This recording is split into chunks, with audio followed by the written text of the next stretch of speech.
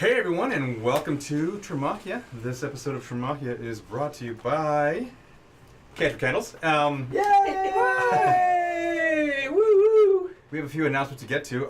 The first and foremost, and I guess the most delicious tonight is the Goodberry tea. Adam, you wanna talk about the as you get settled in there? As I get settled into my cozy little position here with Muggsy. Okay, well, the drink tonight is Goodberry tea. And it's, I think, inspired by the druid that we met last session. It's a little bit hot, sorry guys. But it is basically some hibiscus tea. You throw in lots of honey because honey is good for everybody. And then you get a little bit of red currant jam.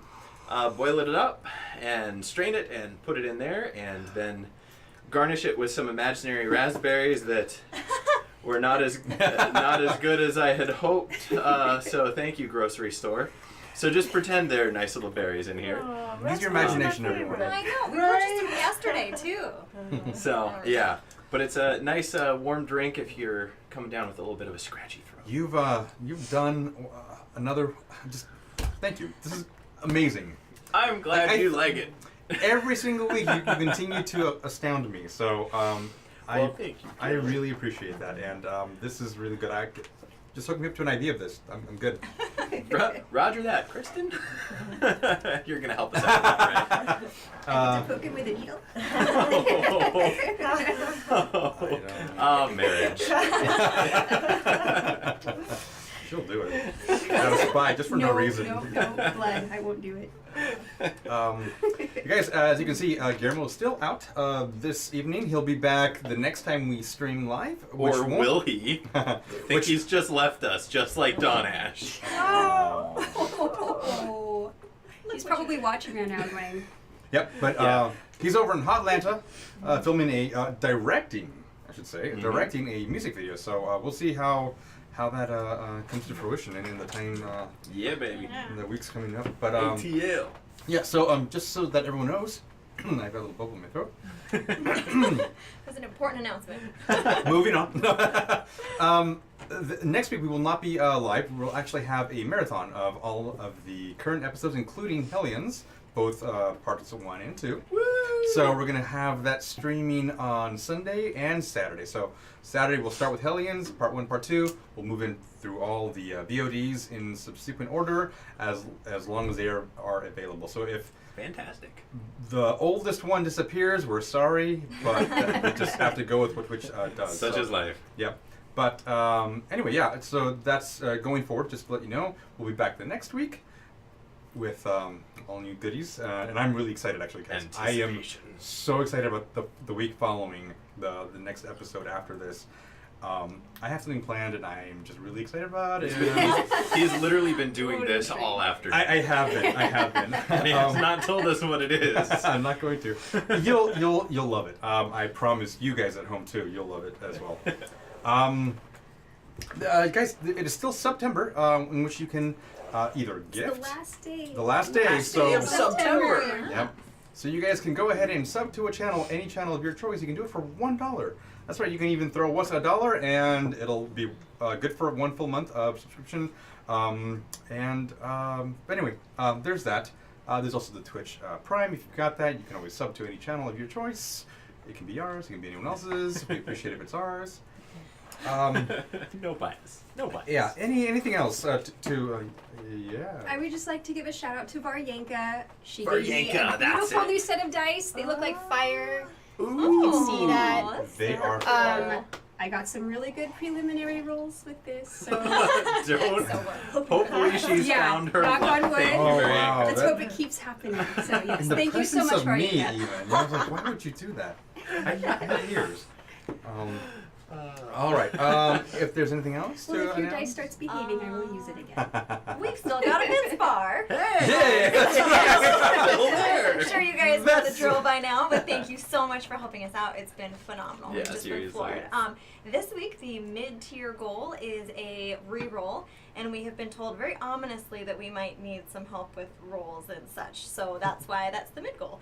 And then the final goal is wind in the sails, which might be an indication of what we're doing today, I believe. You're stealing another ship, Trixie?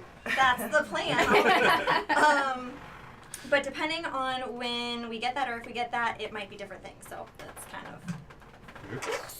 You might have had a little glimpse. All right. If there's nothing else to declare, I say we're going to dive right into Let's tonight's dive episode in. with a recap. Ooh.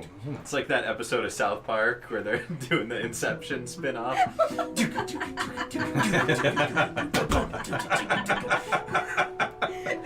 Gonna do that for all of his recaps from now on. No, welcome, Gil. No, you're not. I love your drinks of the night, but you're pushing it. Fair enough. All right. The Fields of Conflict, an unforgiving stretch of land that our adventurers, the Fatebound, mazed through. Yes, I just invented a word, mazed. I like it. Go Shakespeare. The returned dead that persist along its labyrinthine mounds attacked and harried the party, but they made it through on top each time. After about 4 days of travel and having Hylenae lose a bit of her sanity, they clear the fields and travel through the lightly forested area, entering autumn. On the road, they find an older woman as she was ambushed. As she was ambushed, the Fatebound stepped in and came to her aid. After dispatching the attackers, they followed her to her home, built in a large tree. She told them that she was a druid, and that her name was Mona. And that Amalfi had reminded her of a man named Nathaniel. Not long after, they sat down for tea and conversation, where they assaulted once more by the Fulcrum, a large crime syndicate and thieves guild. They all rushed outside alongside the druid Mona and fought the hired mercenaries. Reinforcements for the Fulcrum came in and added to their numbers. The situation looked grim, but it was not long before our heroes were backed up By on their their fans! own Yay! in the form of a large pack of wolves. Among this pack of wolves was a large dire wolf. The pack chased away the remaining mercenaries and defeated them all. The large dire wolf, however, came back. And that's where we pick up today. You didn't mention Nathaniel's eyes. Did I not? You didn't. I didn't. Purposefully, apparently. I'm sorry. Jingles remembers. Jingles remembers. Hashtag Jingles remembers. Yes. Jingles has a little black book. It just says blue eyes. Striking blue eyes. With a heart on each one, with an X on it, or a broken. That's or, right, yeah. It's his little black book. No. Little- Denied. Oh, hey. Wow. Nice. Thank you, guys. They love your black book. They get to roll the d4, but right, who well, does now- it go to? Jingles is officially going to have a little black book now, just in case that's where it came from. His own grimoire, but it's like, no spells in here. What's going on? No, it's just boys' names. Who wants All to right, roll? who wants to do it? All right. Take it away. It's so much responsibility. Yeah, no It is. pressure. It's a lot of No pressure. Amalthea. Yay! There you go. Thank you. So I have Nice. two now because You that's do. not Oh, happening. damn, that's right. Nice for me. Thank you. All right. All So righty. nice. Can I use them at the same time if necessary? Mm-hmm. Therein lies. Good question. That's a That's a very good good question. question, and thank you for posing it on live television. I'm gonna say for now, no. But in like dire circumstances, when like it's If you give Gil $10 under the table, I have a deposit. I have a hat on the bottom of the table. It's there. It's open for business. business. I Open just for business. Venmo you. Do the LA thing. I'll just That's Venmo you. Yeah. So but that was an apple. the direwolf. It's a large puppy. The direwolf comes back in, appears through the leaves. Its large visage in front of you, towering even over Highland. Golden yellow eyes, piercing. Mona is breathless. She raises a hand. She's about to say something. Amalthea, What? the wolf. Yes. It's probably Camille's buddy. Well, tell Camille to take care of it. Well, maybe I'll just talk to it. You can do that. Yes, I forgot you can do that. That's awesome. I think, did we sleep? Do I have spells? Oh boy. You would have. I mean, I know I'm down a couple. yeah, that's up to you because should have been tracking that. I I know you guys I did- used a I did few, yeah, but I did think a you. list- I did a Hunter's Mark. Yeah. Other Hunter's than that, Mark. I think I'm reset. You used it twice, so in both battles last episode. I feel we slept in between. I think did we get a rest? Yeah, we got a rest on the. Or was that a short rest? It was. In the woman's hut, you would have had. We a- didn't get a rest. I You did, asked yeah, you that because yeah. I'm pretty down on spells. Okay, all right, good to know. Okay. I think Trixie is like slowly trying to slink behind some foliage or something and kind Okay. of hide. The wolf is breathing heavily, and there isn't. It's not cold enough to see its breath, but you imagine that in the dark of night, it would have that steam coming out. You can hear its breath. Who's it looking at? It's interesting because its head is technically pointed towards like the center of you guys, but you can't really tell. It looks like it's looking at you, and you think it's looking at you. Everyone really thinks it's kind of. It's like one of those paintings. It's an optical illusion wolf. Right. Exactly. Uh-huh. You just like. As you try to hide, even still, you're noticing it's Oh just like yeah. Those faces in the haunted it's mansion. so unnerving. Exactly. exactly what it is. Exactly. Well, I'm gonna say I expended 2, so I'll speak with it. Hello, Wolf. Mr. Wolf. Mr. Wolf. Or are you a lady? Have you Camille? You know Camille, my wolf You friend. see now for the first time, the eyes seem to really focus on Camille. Camille's tail's wagging slowly, Happy. She's happy. It's all but good. wagging. Very, very slow.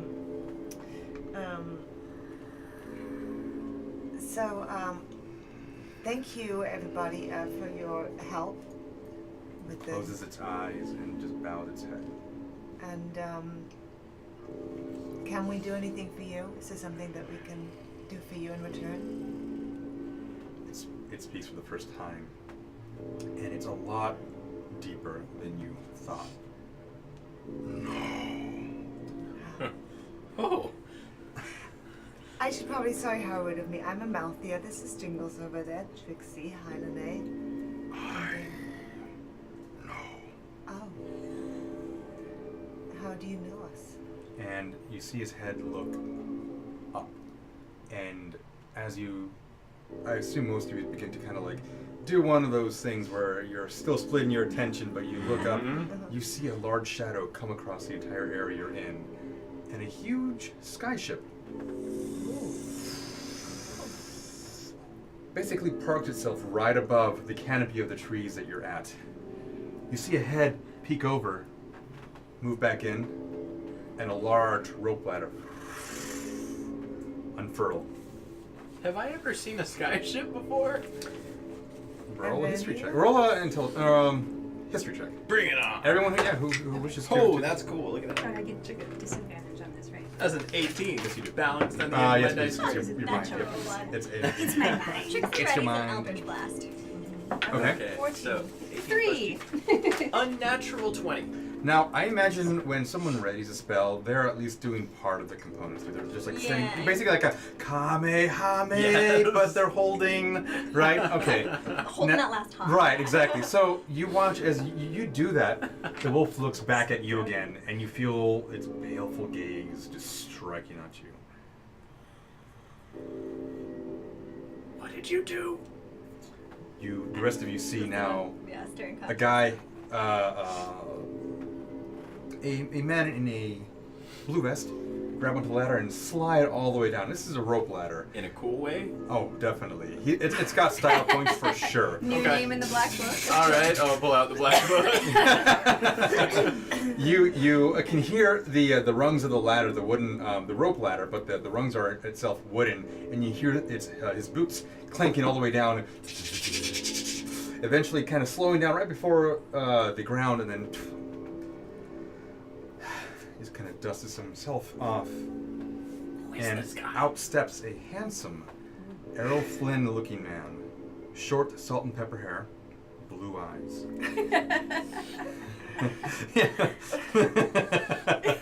We could be about to die. That's not what you should be thinking about. And wearing a navy blue vest. A man that looks that good isn't bad.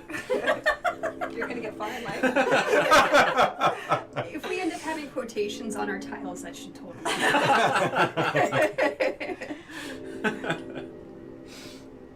He's got a large bow strapped to his back. Massive. It's like at least 7.5 feet long. Anyone who wishes to make a perception check may do so. As he says, "Oh, Mona." What are your percentages? 15. 19. 12. Okay. You notice as he slid down the ladder, he's kind of rolled up his sleeves because of it. After he's done so, he's kind of rolling them back. But you catch a little tattoo right on his wrist, on his right hand wrist. It has gone and covered it up now. It's not the same one that I saw on the booklet thing or piece of paper that I took from the fulcrum person, right? It was like a triangle with a... You got a 19? Yeah. Yes, it is. Oh, shit. Atta girl. And he, again, he quickly covers it up. He's kind of buttoning up his thing. He actually pulls out little cufflinks and says, put him in there. This guy's got a little class, and he walks up to all of you and sees Mona. Mona, are they still bothering you? He looks at the mess of these random mercenaries and fulcrum members are just been dismembered by wolves. Essentially. And Mona speaks up. It's been a while, Nathaniel. Mother? Father, I should say. Yes, it Yes, it has. Mona points her head over to Amalthea at Nathaniel, just kind of looks down at Camille and then back at Amalthea. Right. Yes. Hello, my name is Nathaniel.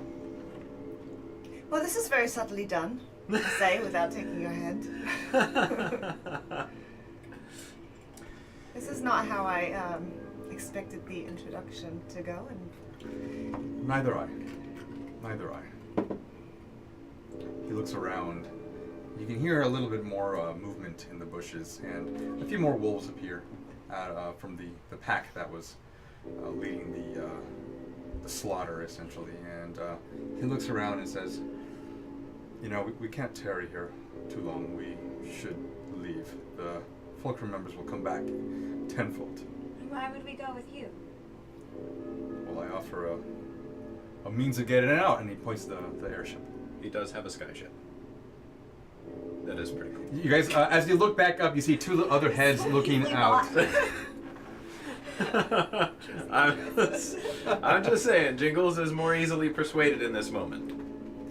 well, ladies and gentlemen, my father has come to be a knight in shining armor and whisk us away, so shall we? Shall we? I wish our meeting were under circumstances different than these, Amalthea, and I'm sorry, but... Me too. Not to be the devil's advocate here, and not obviously trying to throw your honesty or your integrity into question, sir, but don't you work with the Fulcrum? I do believe that our lovely druid friend over here had mentioned that you were working with them. You look at...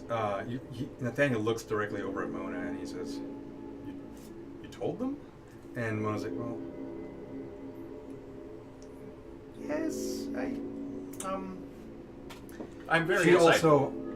She pulls up her sleeve, too, and... There's a lot we have to tell you. If you don't mind, we should be leaving. She looks over to Nathaniel. Can I bring my chickens? He looks back up there. You see the two heads kind of like duck back once more. Do we have room in the hold? No answer for a long time. Yes! I mean, yeah, I guess we do. Lower it! And you hear it's clanking beneath the boat. The large bottom half opens up and a large platform, like a dumbwaiter, kind of essentially winches all the way down. And it's a large platform, about 12 feet long by maybe 8 feet wide. It can fit the wagon. It can fit a lot of stuff, actually. I stand over by Helios and I have my hand on his shoulder and I ask, can he come too? Oh, I'm sure there's room on deck. If not, we probably have room in the hold. How about our new friend, the direwolf? Yes. About he goes over to him and just kind of gives him a big, like, rough. You can see, like, his full-on, like, intense demeanor. This wolf who's been staring you down the entire time. As soon as he gets the scritches, he's like, oh. You can see, like, it just wash right over him, and he just, like, you see the back leg almost through the yeah, you know, and then you can hear actually the words. No, not in front of them.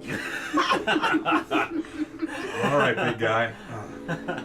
Trixie's gonna awaken mind to Jingles and say, Jingles, I don't trust him, but I don't want to die, and I think we should get out of here. Can you use that spell again if we need to get away quickly from the airship? Let me check. Yes. I'm assuming you just give us that. Yeah. Looks through the spell book and but it's not a spell book. It's actually he's actually finishing up his black book. entry. Yeah, I was gonna say, yeah. imagine he could just like marks it down on his arm and then Transfers it. But yes, I can do stuff. I can get us out of a sticky situation. But right now, I think an airship is not the worst possible way out of this spot. So I say that we hitch a ride. Let's do it. You see him looking over at the wagon. Do you want that thing to come with you too? We've grown kind of attached to it at this point. I mean, it still has the front end Exactly. to it. It looks really badass at this point. And It's our war wagon. That's why he even brought it up. He's looking at it going, this is pretty cool. You can see him like just acknowledging it and just We got like the head plate from that thing on there. Right, so exactly. I say we take it if just for all the crap that we've put on it. various arrows from the fields of conflict of all the skeletal archers that you've had to deal with, and various nicks and dings. And someday we can put this in a museum. So yeah, if you do have room, that would be wonderful. all right, yeah, he whistles, and you see one of the it's a halfling actually, a woman, get on one side of the rope ladder and just move all the way down herself. She's got two large rapiers on her side, and she's got a really large wide brim hat, black with a white feather, big feather. It's ridiculously long for her size, and it's like those antenna that you see on those Ford F-150s, the ones in Glamis anyway. Yeah, stuff like that. It's just this huge honking thing. It doesn't belong there, but but it's there. but it's there, reason. and you can tell it's another stylization on her part. She also has a little bit like it looks like a captain's jacket, but it's a little worn out, a little beat up. She walks over to the wagon. Helios is not hitched to it, so she just kind of grabs it, and you see her struggling, and you're right next to Muggsy, and you see Muggsy kind of like move a little bit and then look up at you. Yeah, we're going up there, buddy. We're going up there. You're going flying. He looks back at the wagon and No, looks back up at you. You don't have to pull the wagon. Let her do it. So she struggles and struggles, and you can see it's this awkward moment of like 5 minutes watching her move this wagon, and Nathaniel's just standing there with his arms kind of like, yeah. This is what we call judging character. And after a while, she does manage hoist- to get yeah. in there. And she whistles up top, and you hear the winches begin to kind of, as it slowly moves on up. And Make sure to put on the e-brake. Funny enough, you actually see that they're all like chalk, so these wooden triangle blocks that have been put on the side there. You figured this guy, this ship anyway, was built for shipping because it looks like it's meant to hold cargo. It's meant to move a lot of stuff around. But anyway. All right. Well, if we've got everything, then I suppose up the ladder. And where might we be heading to? Well, anywhere from here. Where are you heading? Maybe Alcamon? Alcamon is actually the one area I can't go, but I can drop you off pretty close if that's all right with you. Of course. Sure. And, yeah, maybe out of curiosity, just is there any particular reason why you can't go to Alcamon, or? The Fulcrum.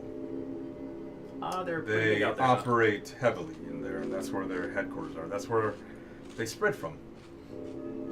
It's a huge crime syndicate, and it affects all nations. Don't kid yourself if you think that they're not. Okay. Well, we'll do some bonding up on the ship. All right then. Now you watch him get to the dumbwaiter has already gone up, and it's moved in its way back down, and you see him waiting essentially for it to fall down to get back up. The wolf gets on top of the thing. You can bring your horse now if you wish. I can hold all of us. Trust me. He goes to stomp on it, and you see the one edge go. Trust me, it's good. It's just that one winch is a little off. I have Featherfall ready. Well, It's now or never. after you, Right, I'm getting on. All right. Step on. I'm gonna hop on the side that's Hesitantly. like a good distance away from the dire wolf. Okay. And you guys eventually make your way all the way up to the ship, and you notice that there aren't any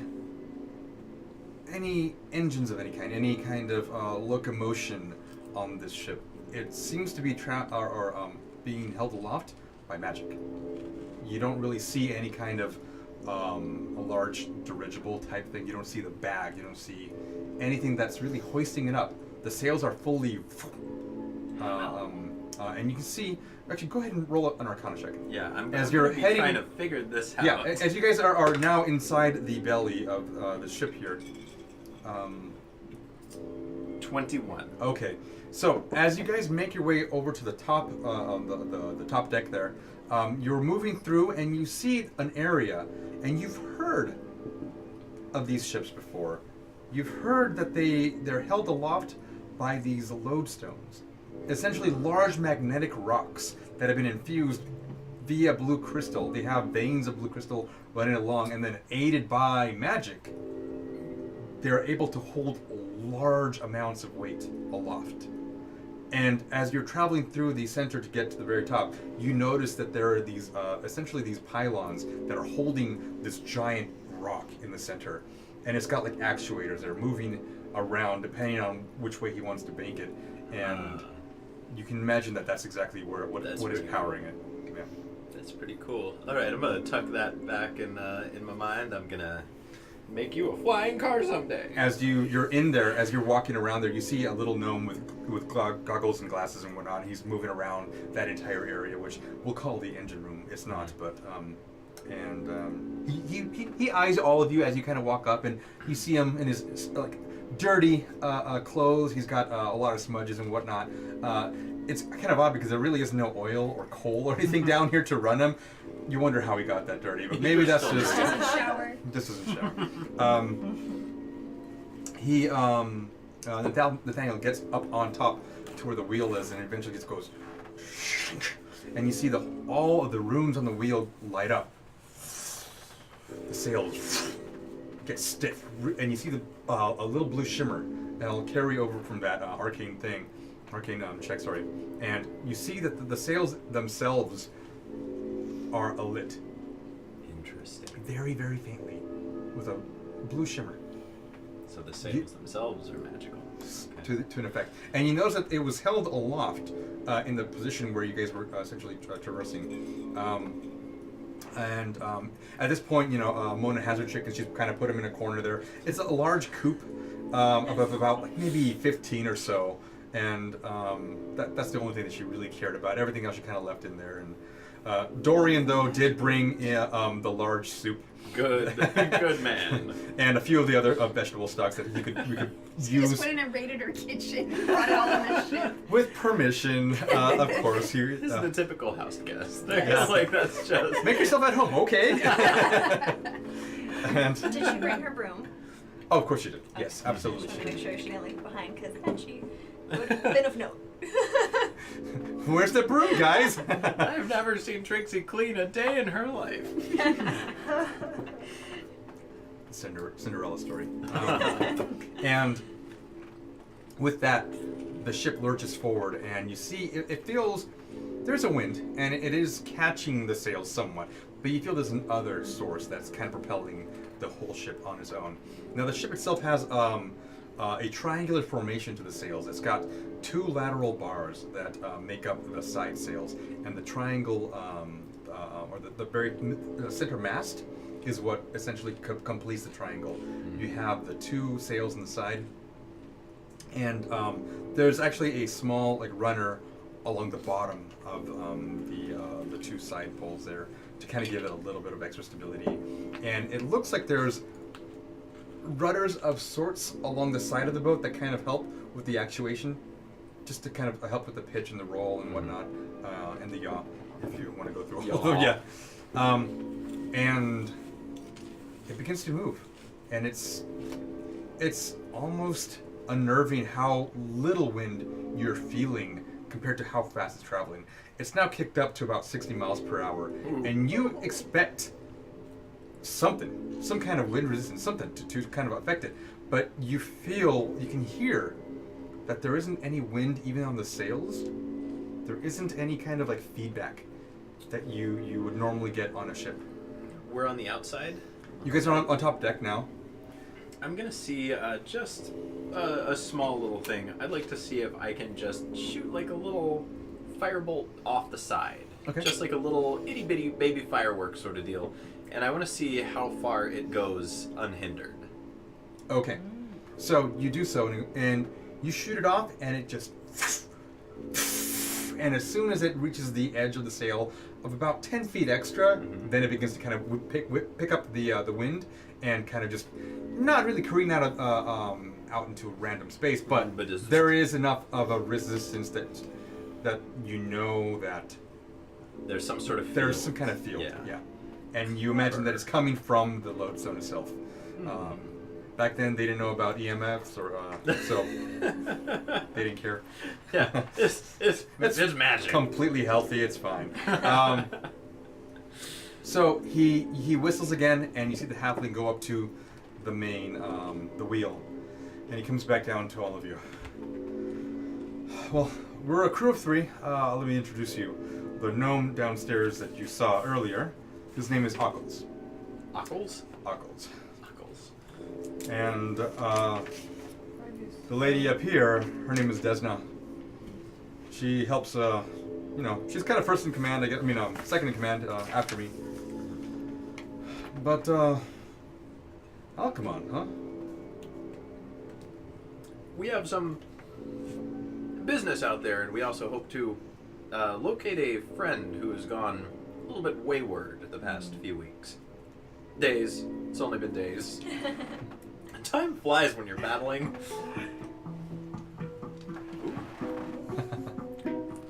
This makes it less ominous. Yeah. I'm feeling a little hot better now. tunes go.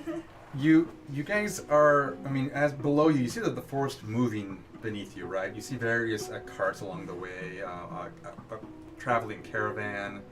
Eventually the forest fades into a desert-like environment, and quickly you begin to feel the heat, not just from the sun itself, but also from the ground below. Like it's just emanating this warm air, and it's different now. You watch as he pulls out his spyglass and just really quickly go over to the starboard side and just look over. How good is his spyglass? This one is really nice. I love that you're on a mission for these spyglasses. Did Alright. you want me to steal it? I'm going to hold mine out too, and Okay. I'm going to extend it, and he'll never know it's a kaleidoscope. Right, make a perception check. With disadvantage. Yeah! Woo! Well, that's starting out with a 6 Alright. and a 7, so Okay. I got a grand total of 7. 7. Okay. You catch a glint of the light from the sun, and it Oh, that's reflects. bright. Yeah, and he's like, "Oh, ooh." Mhm. You see him kind of glance over, and are you all right? Oh, yes, I'm fine. I was just not used to the sun is so bright. Yeah. You. You watch him put his hand over the end there. You just kind of cup it there, and you should be fine. Yes, I'll do that. Well, I think we're going to be okay now. There are 2 enemy warships to the south. They're High Guard. Enemy but- warships? What? Enemy of Alta, anyway. They patrol the southern border quite often, looking for a fight, if you will. But we're safe from them now. They wouldn't dare go this far. Are you sure about that? I'm pretty sure. They would risk war doing so, and Oh. I don't think they are ill prepared. Or I think they're ill prepared currently. Speaking of which, well, what are you doing out here? What's your... We might ask you the same question, Mr. Nathaniel. Well, I'll be honest. My wolf told me where you were. Why? I had him monitor you for a while. Just to... Amalthea, your dad's been spying on you this whole time. No, that's not it. I've just been keeping tabs. So- I've just been... Well, I heard rumors that there was a woman walking around with a wolf. And that has solidified in my mind that the wolf I had sent you finally got to you. Yes, I sent Camille. Actually, this big guy here sent Camille, and he points over to the wolf there. This is Fenrir, Fenrir. or at least the aspect of Fenrir. He can't yet manifest in our realm, so he sends a dire wolf instead. He's a lot larger than this, of course, as you may or may not have known. So how did you know about me in the first place? Again, he points over to the dire wolf there, just his tongue's kind of hanging out there. It's getting a little warmer now. You're about 3 o'clock in the day now. The sun's right at that angle where it's just, the ground's already baking, and it's just the lingering heat now, especially in a desert environment as you guys are making your way over. So you've known about her this whole time, and just now you've decided to make your presence known? That's convenient. Well, there's other circumstances that permitted me from doing so. Mm-hmm. He pulls down his sleeve. They're looking for me as well. They're looking for Mona, and I'm surprised they actually found you, girl. It's been a hell of a week, right? And she's... you see her just kind of petting a chicken now. She's kind of grabbed one, and... She really likes those chickens, doesn't she? Well, how did you even know you had a daughter since you never stuck around to find out?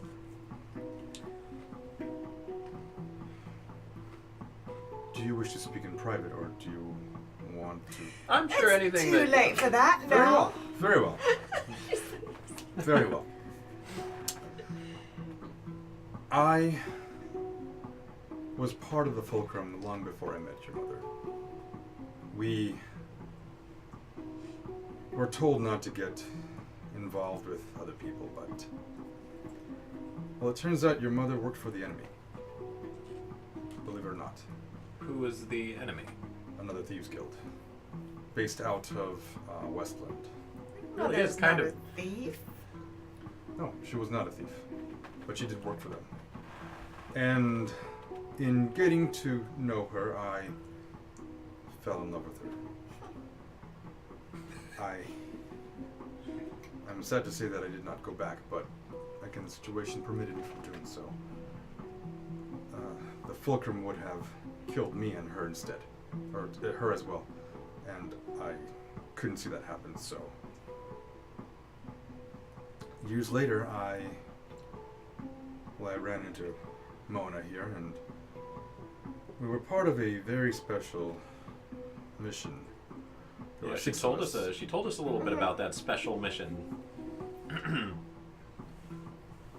He again looks over at Mona. Why did... She's my girl now. And she stops yeah. petting. I said no such thing. And she's back to petting the Yes, chicken. you did. I can attest to it. I was there too. You guys were lovers. Okay, that's fine. Now let's continue. That's not the secret. Well, that sounded to me like a secret mission. I thought so. No, I understand you were referring to something else that was a secret mission. I'm just saying, that's what Listen, also happened during that time. listen, all of you. Nadia, this mission, it took a lot out of us. And unfortunately, things went south. Those that were in charge decided that we were expendable and decided to do away with us. We caught word that this was going on, and they began to systematically take us down. While we're on this mission, no less. I escaped, Mona did too, and one other. I don't know the whereabouts of this other person. We only knew them as Ruby. I was Sapphire. Code names. Mm. I like it. Mona here So was smart.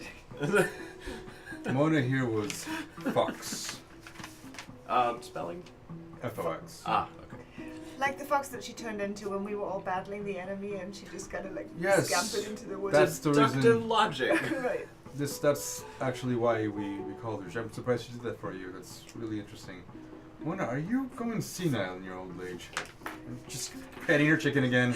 I'll leave her to that. Well, we did help save her life. Yes, I thank you for that, I suppose. I'm imagining that the wolves also had a good part in that. Yes, but where did those wolves come from? Was that your Fenrir also? Indeed. I'm sure they probably came from the woods nearby, but they were summoned from this old boy. It's very convenient timing. I think I agree with Amalthea. All of these coincidences, you stumbling upon us in our moment of need and just the right time, and it does. See, I like to look out for my friends, and Amalthea is As you one of should. my closest, dearest friends.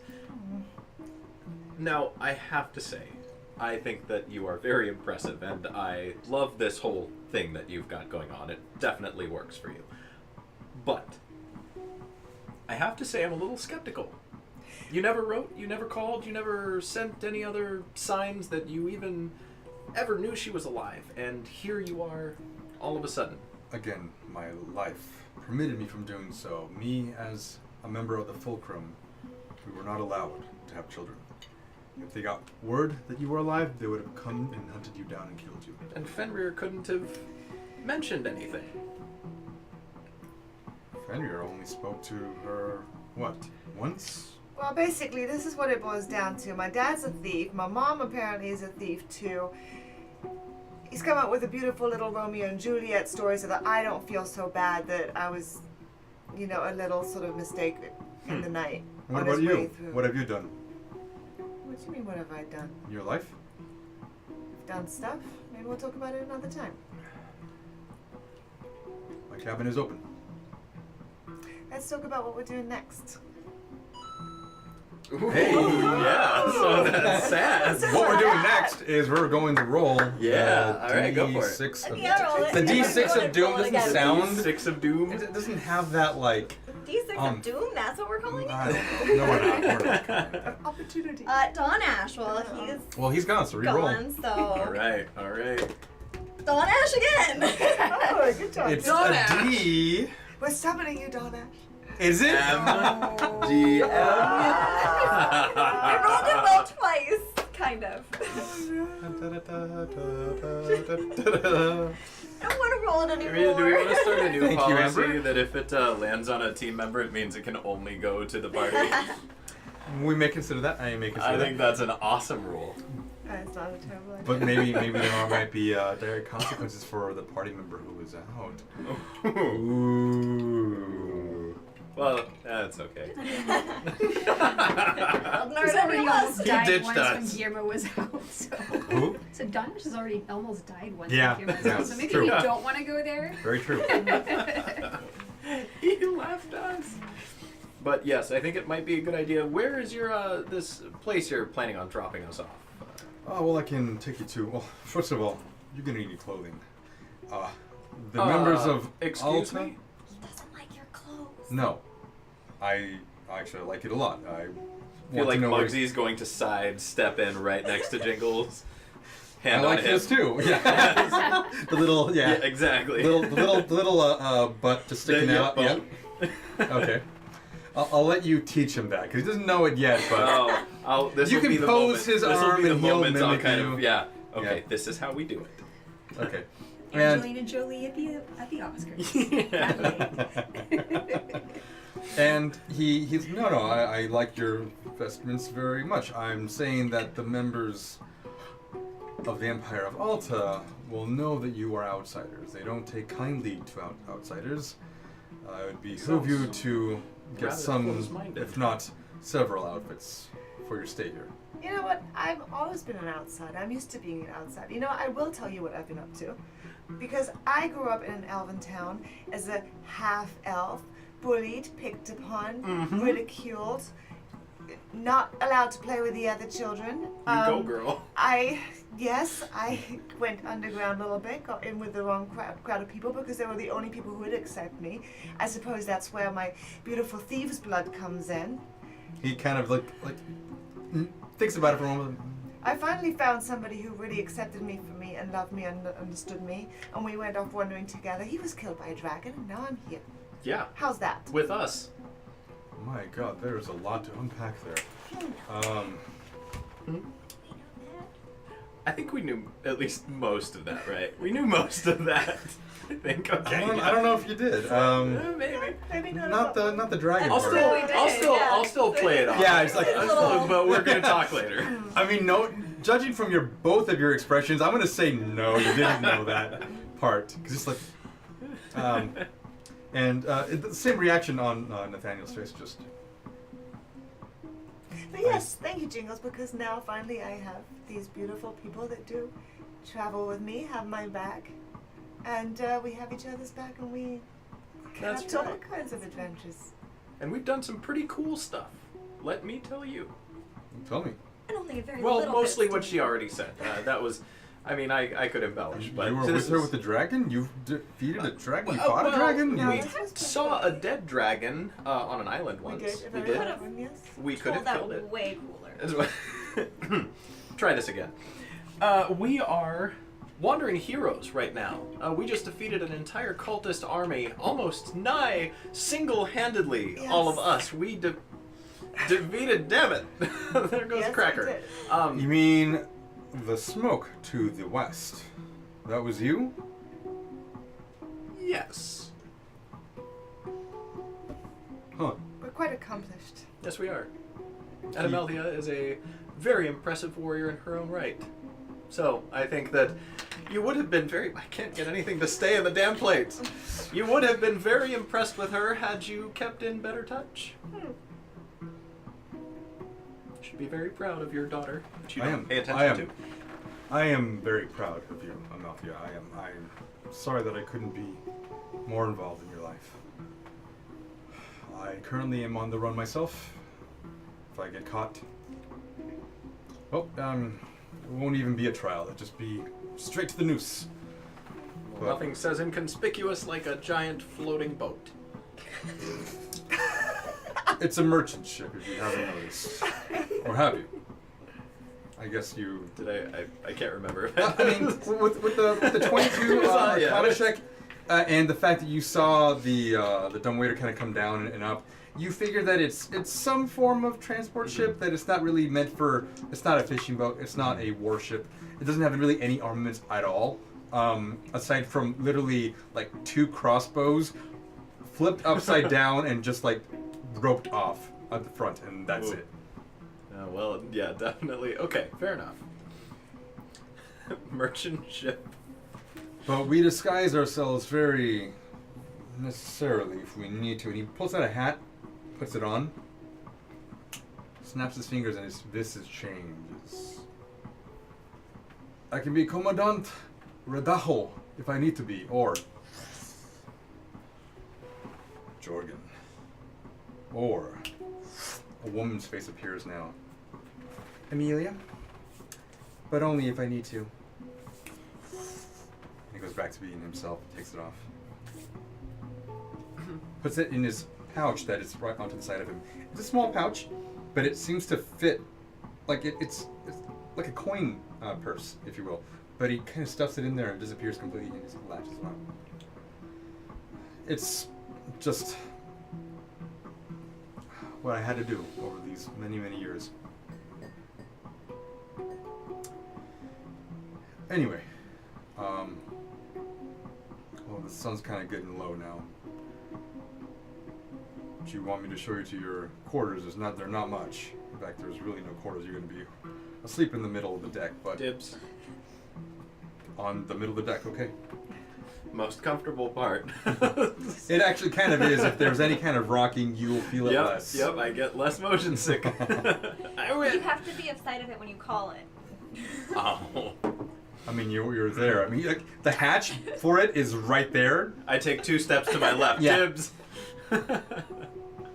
I'll get you blankets and bedding if you wish. Wherever Helios is staying, that's where I'm staying. Is your friend all right? She No. is... Don't make her angry. You won't like her when she's... Bless you. I don't like making anyone angry, to be honest. I already have enough of those people in my life. Yes, I think that just the length of the journey and the stresses of battles and everything that we've seen on the fields of conflict has just taken a toll. And we don't wish to tempt fate by tolling her any further. Understood. Yes, lady, I will send you bedding down to your horse if you wish to stay by it. Yes. You can hear his footsteps heavy walk over to you. He goes to put his hand on her shoulder, but I flinch. she brings it back down. It is good to see you. I am glad you're alive, and I'm glad you're traveling with these heroes, wandering heroes. I'm sorry. There's nothing I can do that will help repair the damage already done. But at the very least, I can take you and your friends to the city Tavern, and then after that, just outside of Alchemy. Thank you. And then you can go wherever you wish.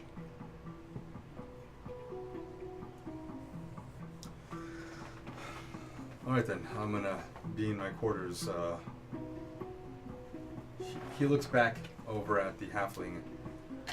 Desna, you have the deck. I'm gonna be down below. And he walks down. You guys are free to move about the ship. I go down below with Helios. Okay. I'm gonna go too with Camille. Okay. Camille's technically right there with Helios. They're kind of in the same hold area. Excuse me. And you notice that there is more compartments, for the shipping than anything else. There really aren't any places for you to sleep soundly. In fact, when you walked back up the stairs there, all you saw was the gnome's area.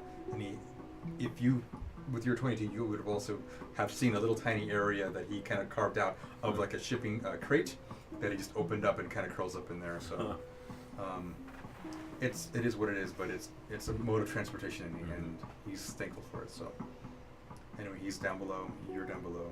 You're also there with Camille. Mhm. So she kind of rolls up next to Helios, and you make your way down. Anyone else? When he said midship, Mhm. is where the quarters were. There's like 3 On deck? decks. Okay. There's the lower deck, which is the hold. There's the secondary deck, and that seems to be right where like the engine room is. There's a central compartment, and these huge. There are about 8 pylons that hold the giant stone in place and have like actuators, right? So when you're down in that room, you'll hear the thing kind of creak. So it's a constant like groaning and. The ship itself is still groaning from the wind and whatnot, and just the general.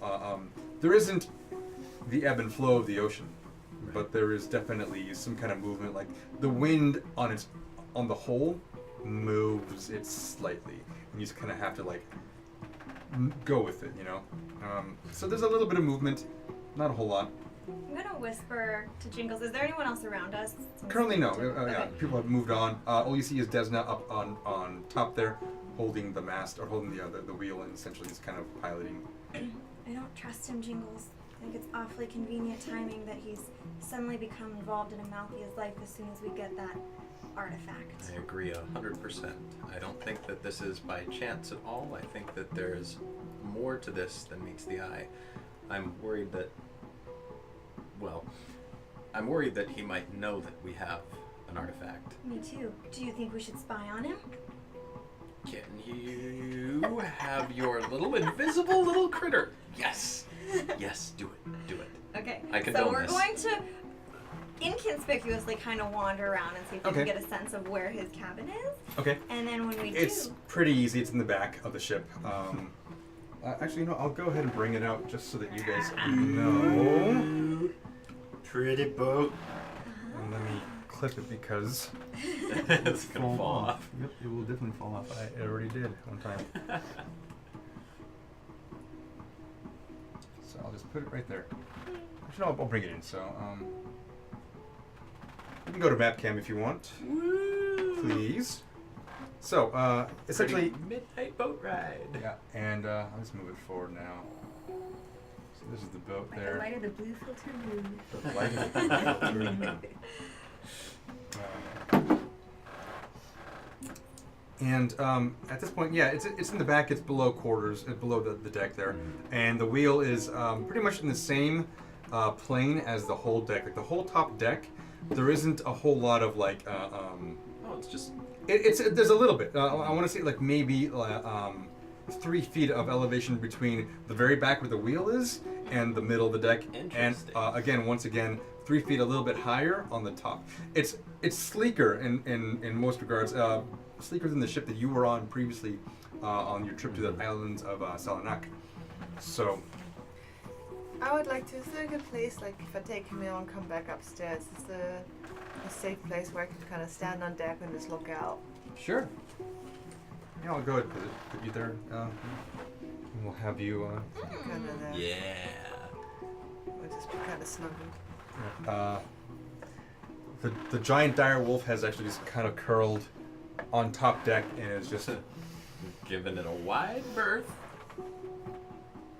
okay. All right, so We you find figured out, his yeah. What do you wish to do? What? I'm How? gonna have Princess turn into a spider and then go invisible. Okay. And see if he can sneak in one of the cracks of the door. Disappears from your view. Be safe. In the tiniest voice again.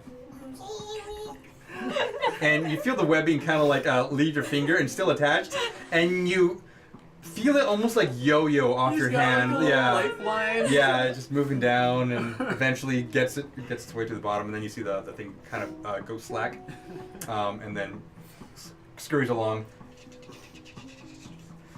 Are you going into your mode right now, or? I'm gonna Yeah, but I'm gonna I'll have pretend Jingles like help I'm me. telling her a Okay. story. All right. Where are you standing currently? I think that once he went in, we're gonna back off a little bit, so we're not like standing right outside his door. But we'll find kind of a place where it looks normal for us to hang out, and then I'll kind of turn my head so my hair kind of falls in front of Okay. my eyes. Yeah, you've got enough of a hood Yeah. on you and all that you can easily do so. You begin talking to her, just blah blah blah, peas and carrots, peas and carrots. Hear you telling all the terrible things you've done now that I can't hear you. believe you did that. But yes. And Yeah, exactly. Every once in a while, I'll kind of like mage hand like under her chin and just. Right? You feel this. I feel it, yeah. And you're like, you're not sure if When it's it his gets close, hand. I bite it. Mage hand only has 1 hit point, doesn't it? I don't even know if it I don't has. I don't. It's dexterous enough where you see it, you Yeah. pull back. You know. I know you're her- right. Yeah, you. It's not unusual. Trixie does bite, and you're well aware of it. So you see the her cheeks kind of like get to the ready, you know, And pull back and back to messing around with her and what's more kind of, you know. All right, make a perception check for Okay. For princess? Princess, yeah.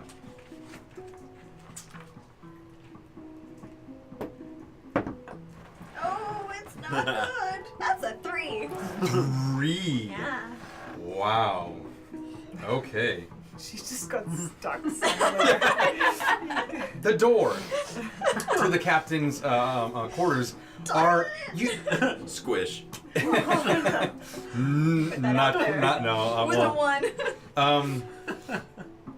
It's wedged himself into like a crack, and you can, as you're going into the mode there, all you see is black, and you're like, oh, maybe it's just dark.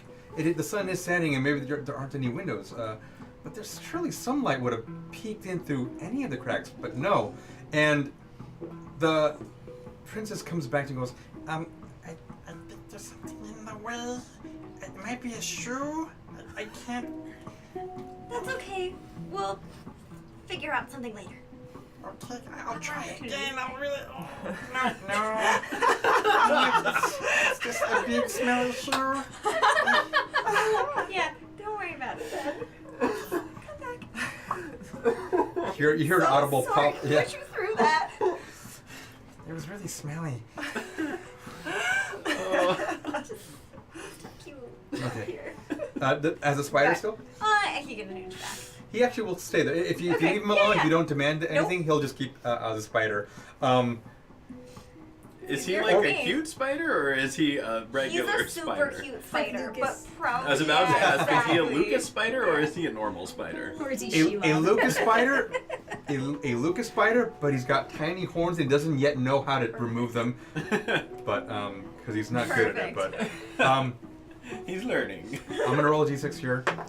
Okay. It will take 5 hours for him to complete a web on your neck. That's why I can't as soon as he was able to realize that he had spinners, he's like, "Oh, this is gonna be No, fun." let's do Yeah.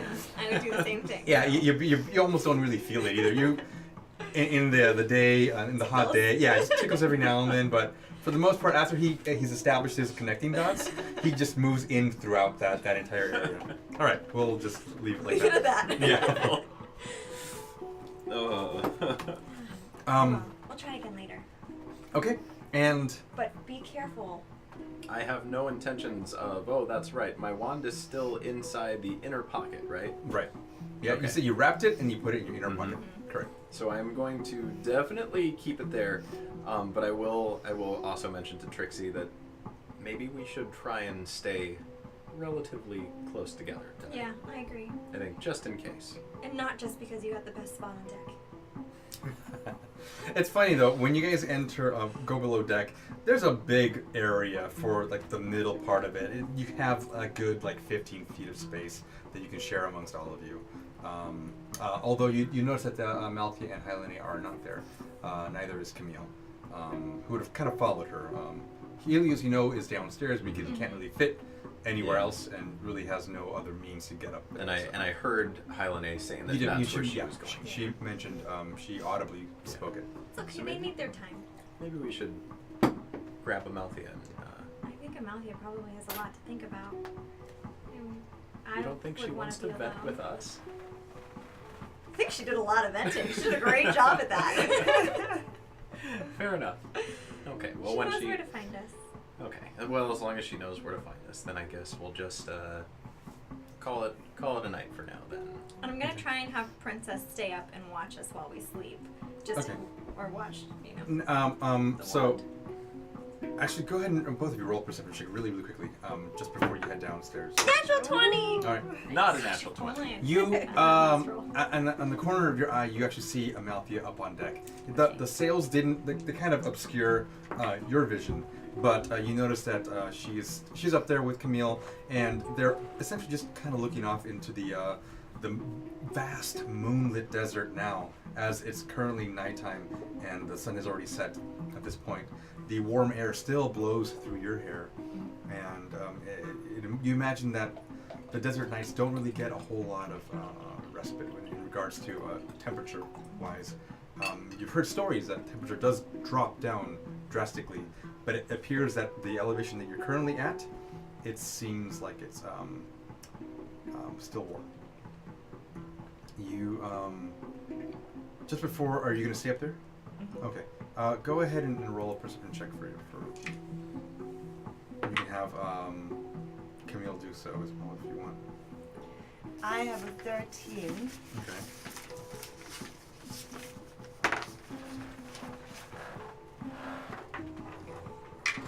Camille has got some eagle eyes. Be a 16. 16. Okay. For the most part, you don't see anything. You as you look around the deck, you see Desna still up there. She looks like she's taking like the night shift, and it's just kind of you are now on a new heading. Like you're heading more north by northeast, and it seems to kind of hug along the northern area of this territory, and you see the mountains to your north, just moving very, very slowly as you move along. And you also notice that the ship is a lot lower than normal, whether it's by design or just the ship itself can't really go higher elevations. But I forget, what did you roll for a history check on the airships yourself? Or was it just you two that did so? Or was it everyone? I forget now. I think I did. Was it everyone? Okay, alright. So you're not entirely sure why the ship is flying really low. You can see the ground beneath you in great detail. It's not like it's blurry or far away. You're about like a 50 foot elevation currently as you're zipping along. At about 80 miles per hour now. You're zooming, yeah. Well, I mean, it was shortly, as soon as you left the forest, it was about 60, then you kind of picked up to about 80. And so again, you're making good time here. You guys are watching the mountains move slowly. Every now and then you'll be moving alongside a cloud that kind of moves past you. And that kind of gives you the general, like, idea of how fast you're moving across. So, with your perception, this is what you see. Camille, however,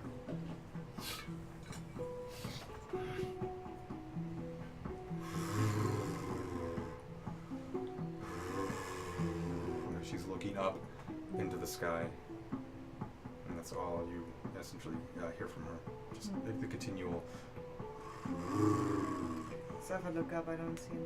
You don't run now with your perception, still just looking up and nothing. Caught a whiff of something. Camille, do you see anything?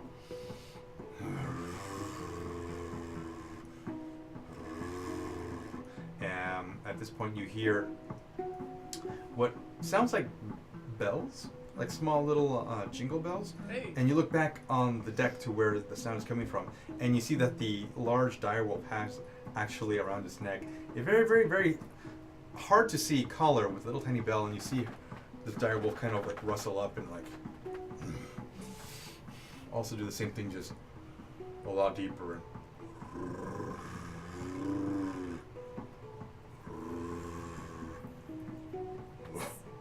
Is Denzel still there? Desna? Desna. Desna is still there.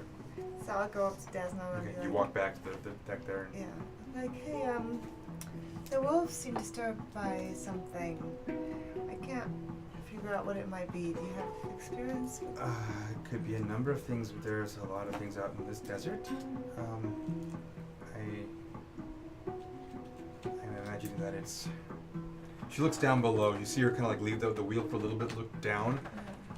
There's a giant sandworm somewhere down there, and that's kind of why we don't go too low.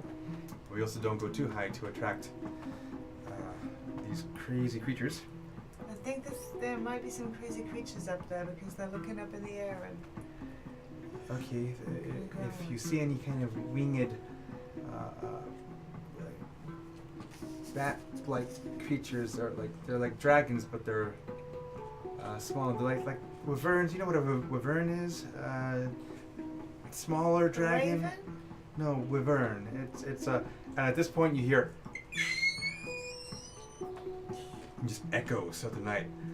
That would be one of them. Alright, so should we wake the crew? Yeah, that'd be a good idea. Let me just go ahead and you see her kind of like lurch the boat a little bit towards the north now, as you guys are not heading towards directly into the mountains, but you've gone and done a little bit of a definitely a move, and you are avoiding the desert a little more now, and more towards the mountainsides or the foothills of the mountain district begin to come up, and again you hear the screech. It just echoes everywhere, and So I run downstairs. okay, and you do so, and again the wolves are just they're looking backwards. Both of them are facing backwards. Seeing them next to each other is. Yep. Okay. All right. She heads downstairs. and I shake all of you. And then I'll run over to Nathaniel's cabin. I'm just like, where's Mona? Mona is actually. Oh. Hey!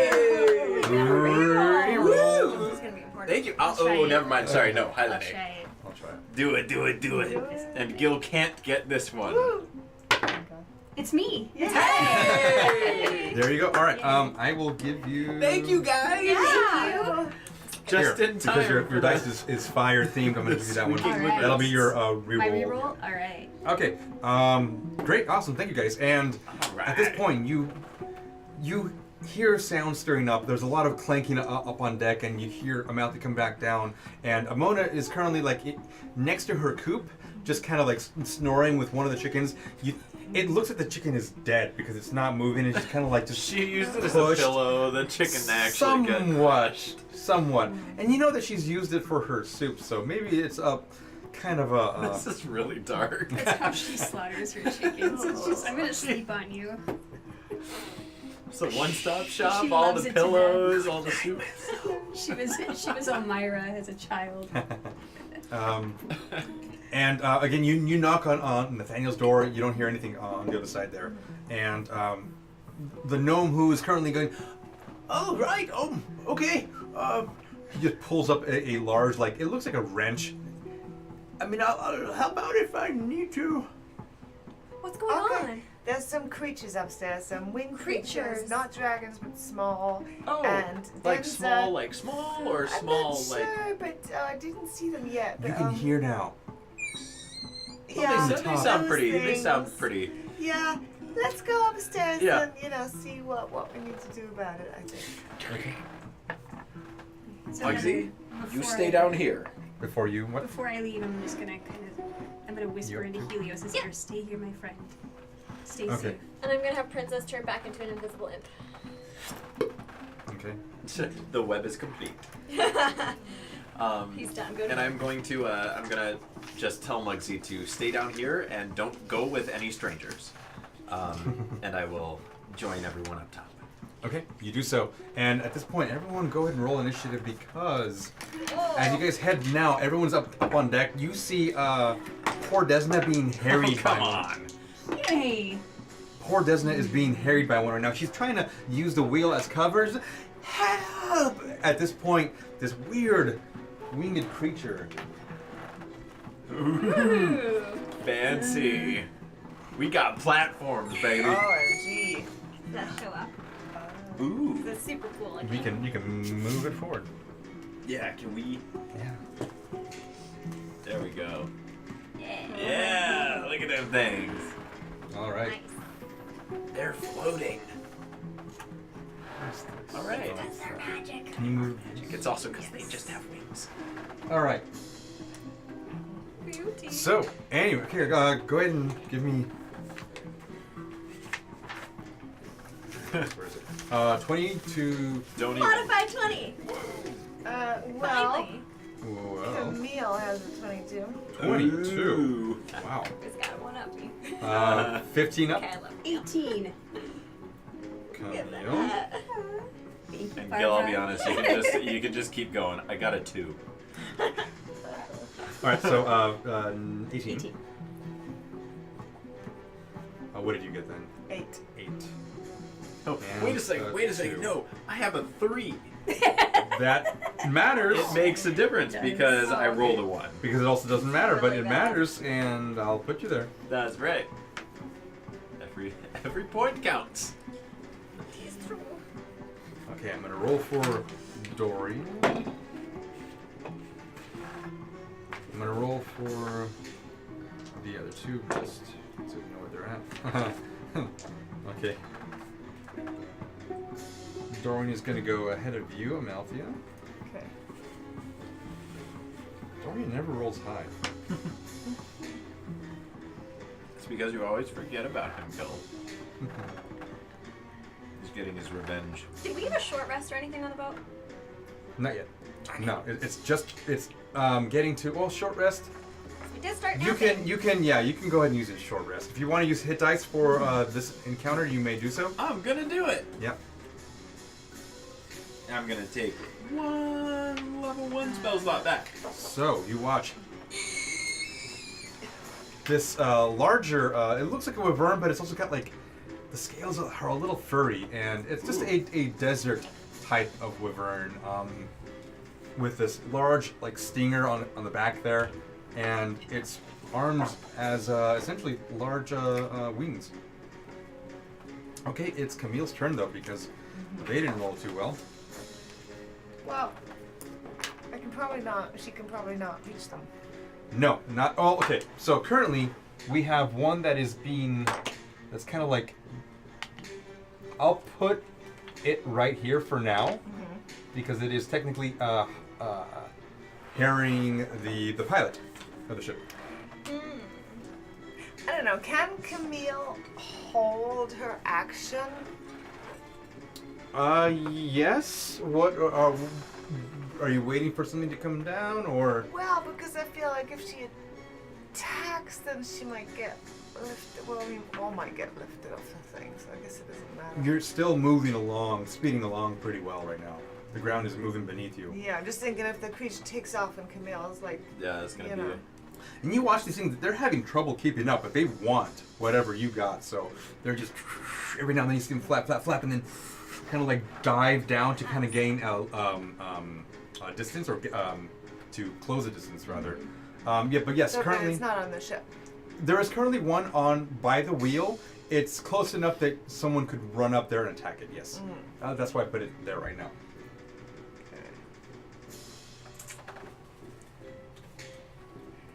Well, I'm gonna have Camille hold it for a minute, Okay, hold just your action. to check. Sure, that's fine. Um, And you're gonna. Next up is Trixie. Me. I'm going to start by. So can I get a clear shot on the one that's attacking the captain? Yeah. Okay. There's really no like it's a small elevation right now. It's not that big. that's of a deal. attacking the captain. There's the Or the Desna. driver. Yeah, the driver, the pilot. right. I'm gonna hex it and then I'm gonna Eldritch Blast it. Hex and Eldritch And Blast. I will hex first. Strength. Strength. Strength it is. Oh, one natural hot 20. damn. Nice. Nice. And then the other one is a 19. Okay.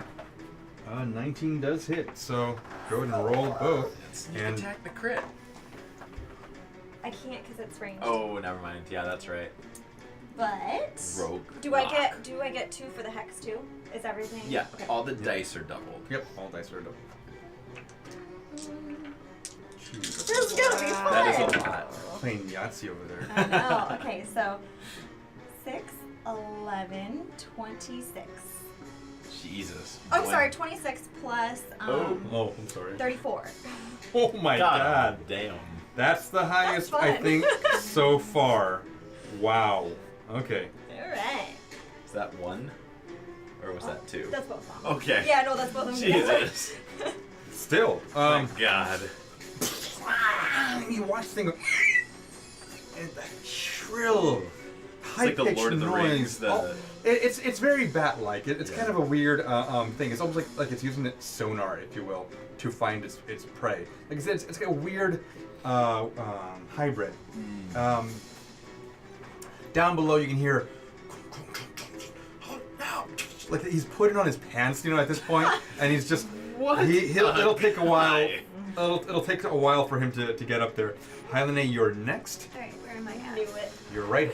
So essentially on the opposite side of this thing, the same distance away Okay. on this side. So I'm. You're about 1, 2, 3, 4, 5 squares away from it. Okay. If that helps you. So, yeah, that's actually exactly. 25. Okay, so I'm just gonna go over to it and attack with my mace. Go for it. And I'm gonna crit fail on that. Crit fail. Yeah, Roll it again. 8. Okay. You don't lose your weapon. Okay. Um, I'm gonna try to attack it one more time. Yeah. Damn it. That is a 13. 13 hits though. Oh, it does? Oh, Yeah. sweet. Okay.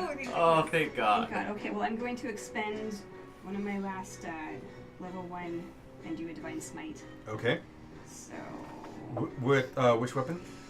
mace. Your mace. Okay. So I've got 9 points of bludgeoning damage with the mace, and where's my D?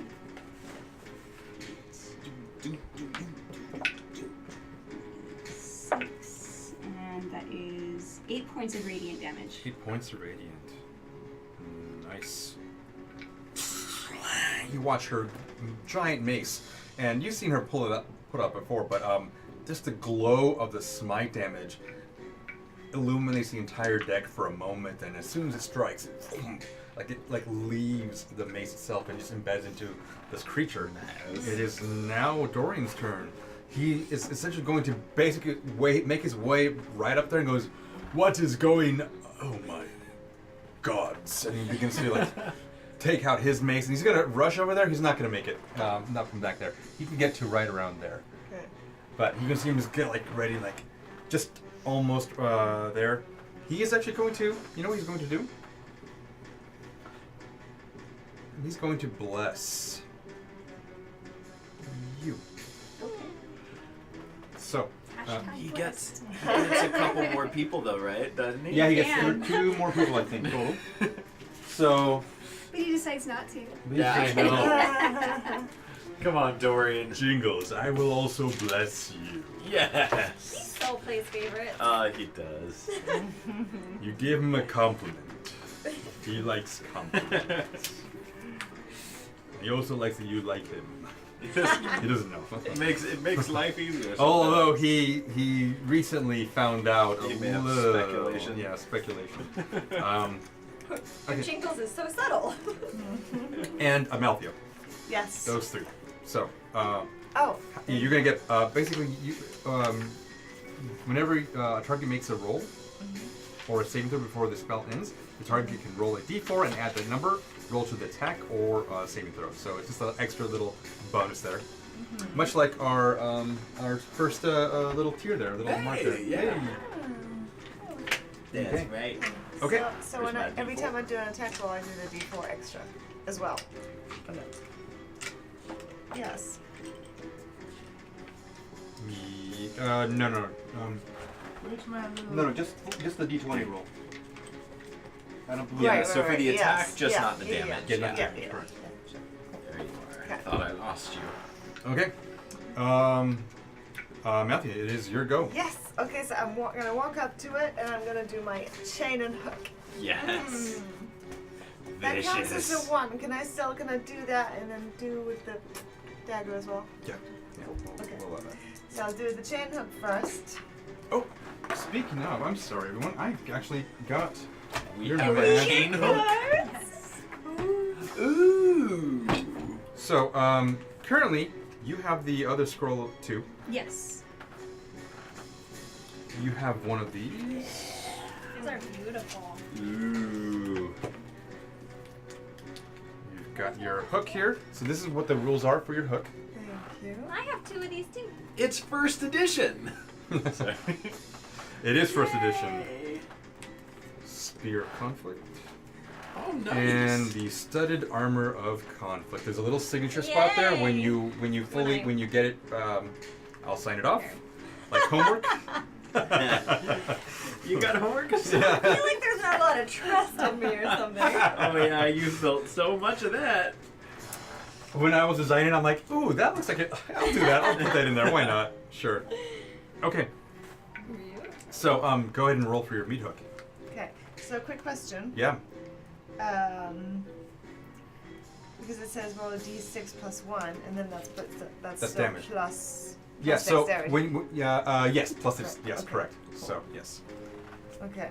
So now here's the thing. Mm-hmm. I just realized none of my stuff is alphabetized. I rolled with the attack with a d20 and the d4 plus my 7 attack roll, an 11. So I'm going to Oh. do the d10. Oh. Yes. Okay. Kill it. Oh, What is it? it's a 1. Oh, is it? no. So total, it's only 12, right? Yeah. It Do we have pity Can inspiration? I try again with my second, or do I yes. just have to No, you can try again with your with the same with your with the yeah, the chain? dagger. Like I missed. Oh, or does it have to be like the other hand? It should be the other hand. Okay. It should All be. right. I'll stick the dagger in its eye then. Close. That is Close. That was is so close. heartbreaking. I mean, like you watch this thing, the chain goes out. It's almost perfect form, and she goes to pull it down, like where it's gonna grab, but the thing is just moving its wings Right. too fast, and it like hits it, but she Oh, just. yeah. 13. 13 hits. Oh. Despite the blessing and everything. Okay, so. You're welcome. I feel left out. Plus was 11 damage. 11 damage. Okay, with the ice dagger too. Yes. You watch. So you run.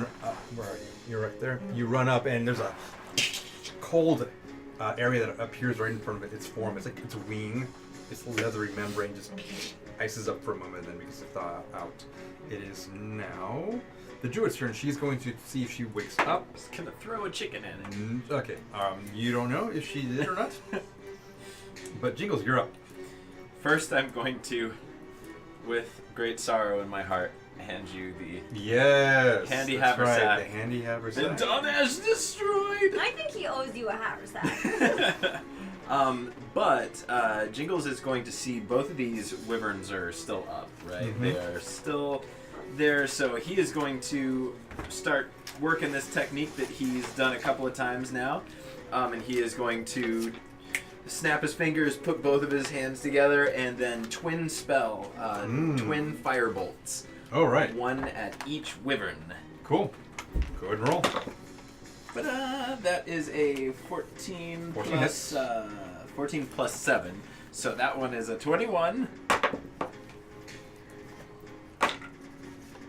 That one is an 18. Yep. So 21 Both and an hits. 18. Okay. All right. So we got some D10s coming your way. So the first one is going to be 9 damage total. And then the second one is going to be 14 damage total. 9 to the first one on the 9 ground to the there, first, and then 14 to the 14 second. to the second. Okay. Okay. And that'll do. All right. Awesome. And it is now.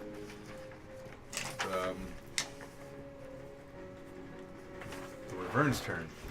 This one is going to see what's going on here, begin to kind of like take flight again, but not before attempting to take Desna. Oh no. Natural 1. Oh. I can't even thank roll the goodness. d6 with that, but oh my god. All right. This I one, thought that however, was is Desna going who rolled to. one. I was like, oh god. Like, if we kill it then, she dies. It's going to swoop down, and actually on you, Amalthea, it's going to try to essentially try to pick you up, but it's going to first make a bite attack on you. That's a 23 to hit.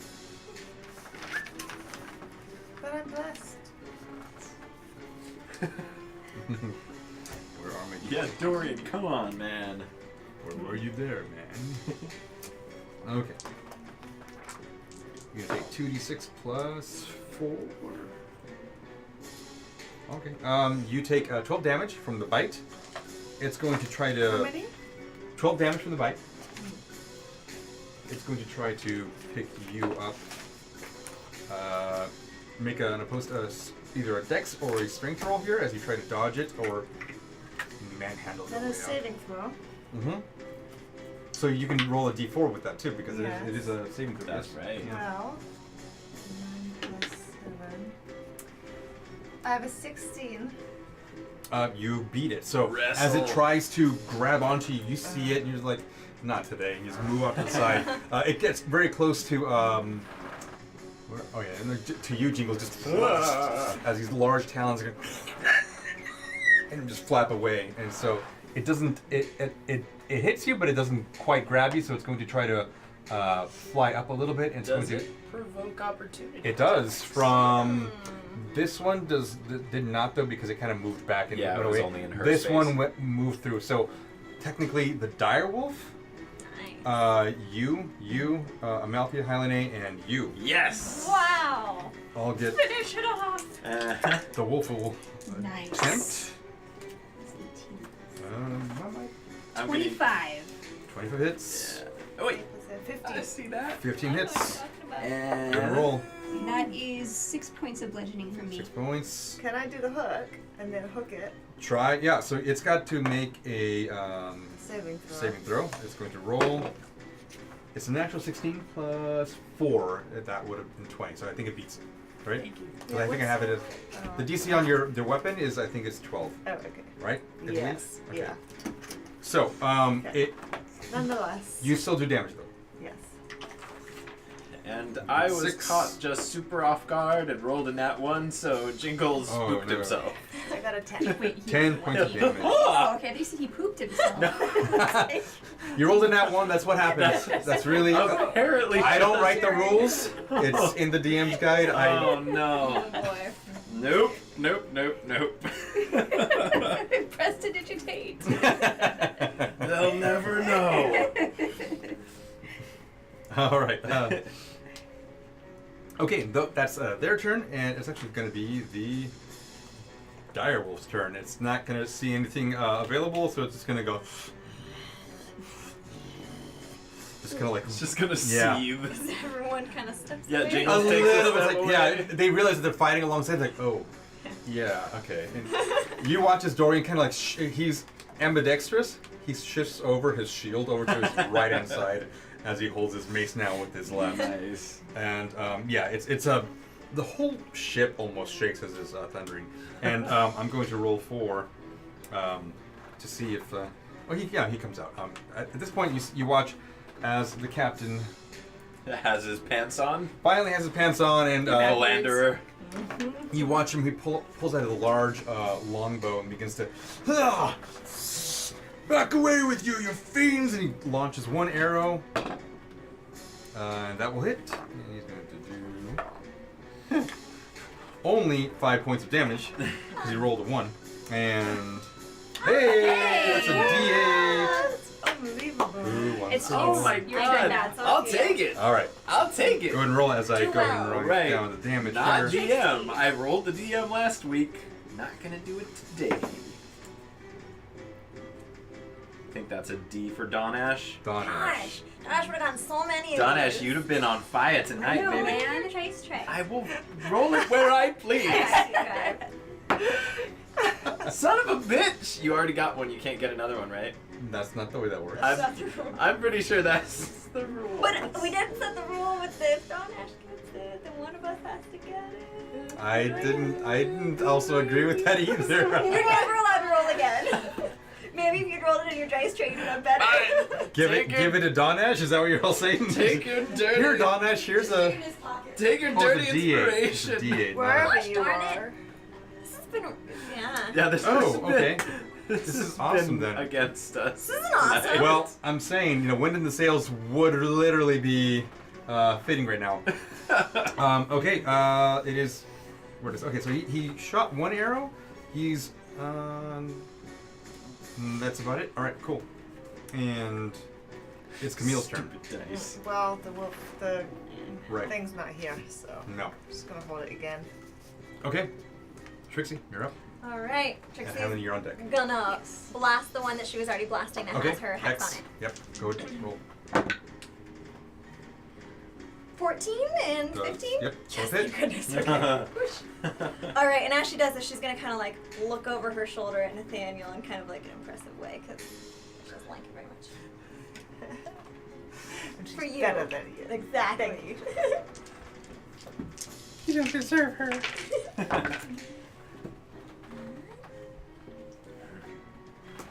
28. 28. All right. You watch as it kind of moves back because Things of are the beefy. They're beefy. the impact alone. Just kind Still of like alive. you watch as its winged membranes begin to have these like holes now. It's like pot marks. It's kind of like falling back a little bit because of that impact. Yeah, 28. Jeez. And then Helen. she's gonna hide behind the sail. All right. I'm going to use my action to tie my rope around my spear. For 28. Okay. Funny enough, the back end of the spear actually has like a ring to it. You don't know what its purpose was for at the time, but it seems to work in this case right now. You do so. You'll take your action. No problem. Actually, go ahead and roll me. Just roll. A general dexterity check, just to see how well you tie this knot. It's not going to really. Oh, 15. Okay, it's not going That's to not count bad. against you. I just want to see how well you did it. Okay. Because the more you keep doing this, because you have your book of knots, Mhm. it's going to enhance it as you continue on. So, all right, you think you got it solidified, and you get it ready. You know. Yeah. Okay, great. Dorian's turn. He's gonna walk up again and look around. Doesn't seem like that anyone is really having poor time, so he's going to just. He's going to look at the one that's furthest up now. Just gonna shoot it right in the ear.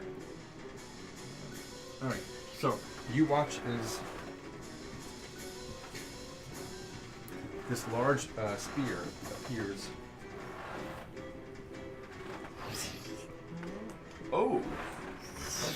Appears right above it and immediately takes its attack on That's pretty cool. Dorian did that? Yeah. Dorian just did that. It looks like an Athenite spear. It's huge, long spear. The blade alone is probably like a good 1.5 feet or so. Nice. It's got these the side guards that are wide, and it's just huge. Yeah, you should learn how to do that. Yeah, that is.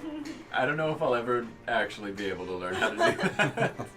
And it does hit, so it's going to do this. That'd be super cool though. Yeah. Multi-class Frankenstein and the cleric too. Let's do it. Cool. Frankenstein multi-class. Frankenstein Oh, God. multi-class. Yeah, You just don't get wanna do like that. one of everything.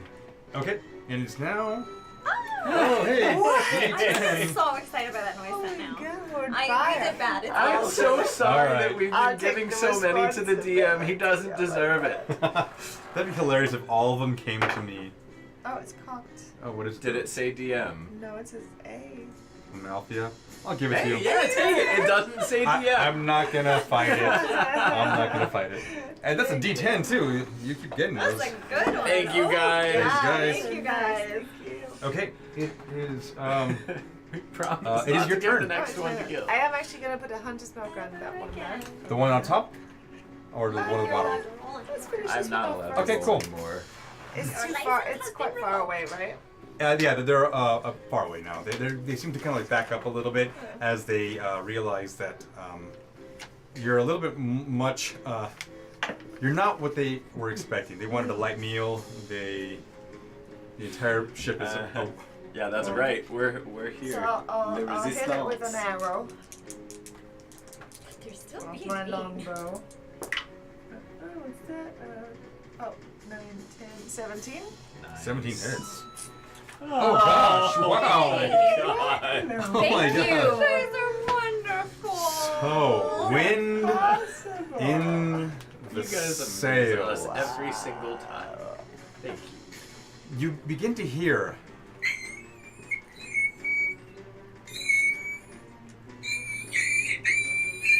and as these two begin to kind of back away, they're done with you.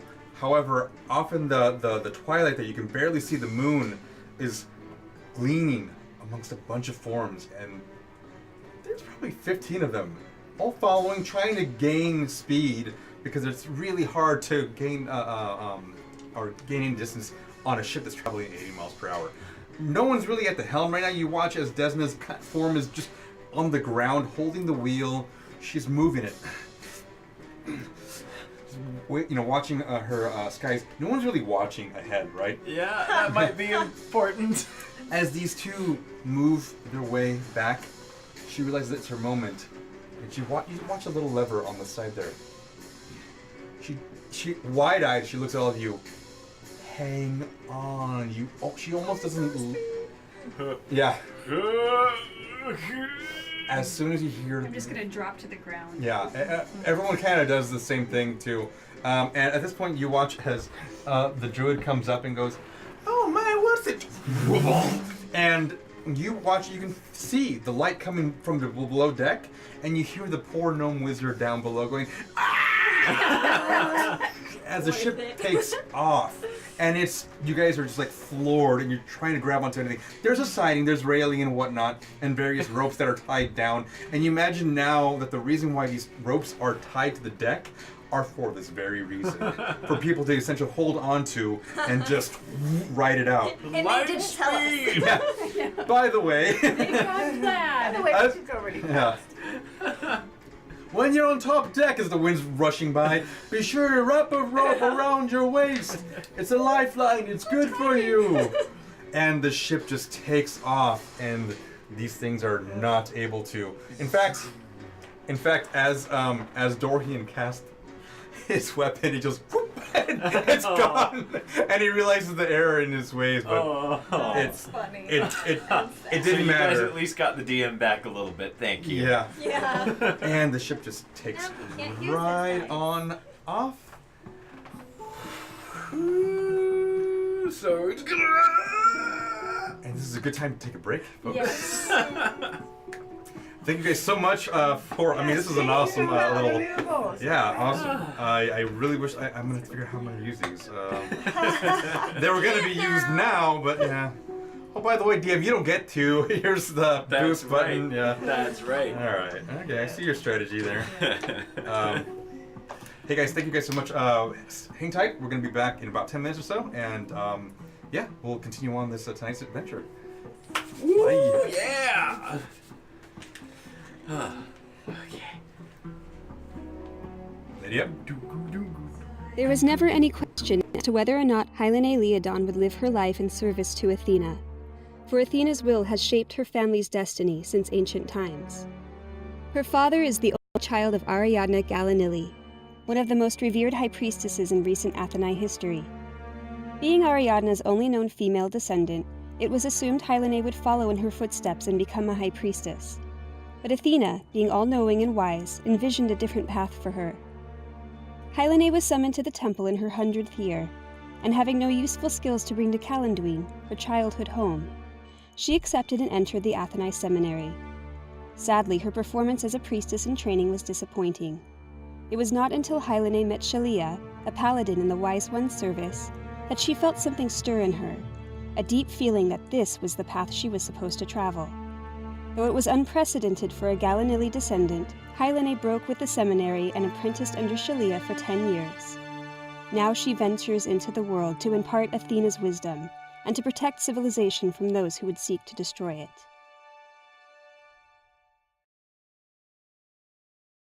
Ashes fell from the sky as the shrieks traveled on the breeze.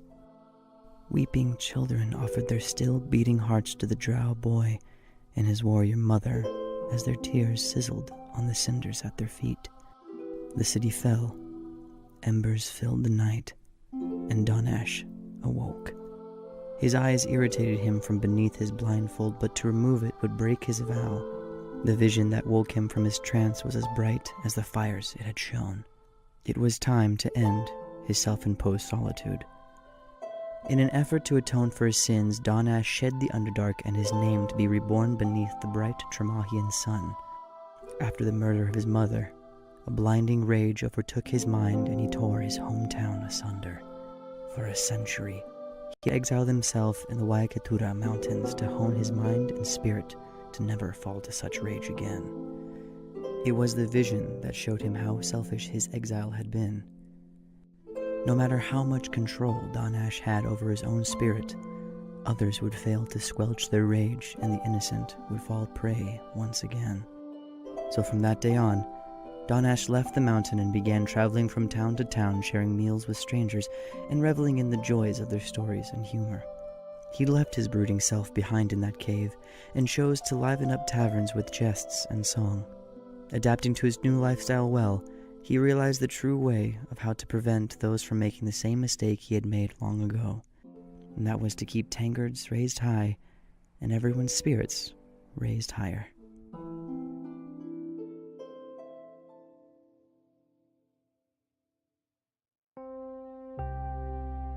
Amalthea should have had the world at her feet. Her mother was a purebred elf, a promising young woman of wealth and favor. But her mistake was to fall in love beneath her station.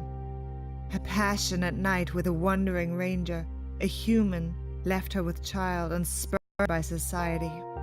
She managed to keep the semblance of an ordinary life, but Amalthea quickly became the target of bullying, stares, whispers, and giggles anywhere she went. In response, she became an outcast, a thief, a creature of the night. The generations have a way of repeating themselves, and during a long night at her favorite tavern, a ranger, half-elven like herself, stole her heart at a glance. She left with him the next morning to learn the art of hunting and tracking, as well as the humbling experience of unrequited love. The night he finally became her lover, he was killed in a sudden attack by a dragon, and her life descended into darkness once again. Not knowing where to turn or what to do, rage and fire burning in her heart, she stumbled upon this motley crew.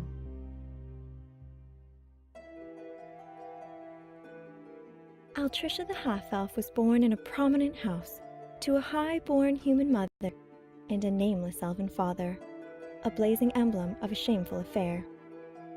But as with most noble scandals, the affair was quickly and quietly brushed under the rug, and the child was put into the care of the manor staff. With that, Tricia, the orphan, was born. Tricia's true origins were kept a secret from everyone, including her, and she was raised as a maidservant to the daughter of the estate, her half-sister Sharina. As the years passed, the two grew up side by side, never knowing the secret between them. That is, until one fateful day when, at her mother's deathbed, Sharina learned the secret of Tricia's birth. Sharina, stunned by the revelation and terrified of what it could mean for her, threw her half-sister out into the night. And it was there, on the cold streets of Masthead, that Trixie, the rogue, was born. Trixie had to learn to fend for herself from day one. As a young girl alone in the city, she didn't have the luxury of second chances.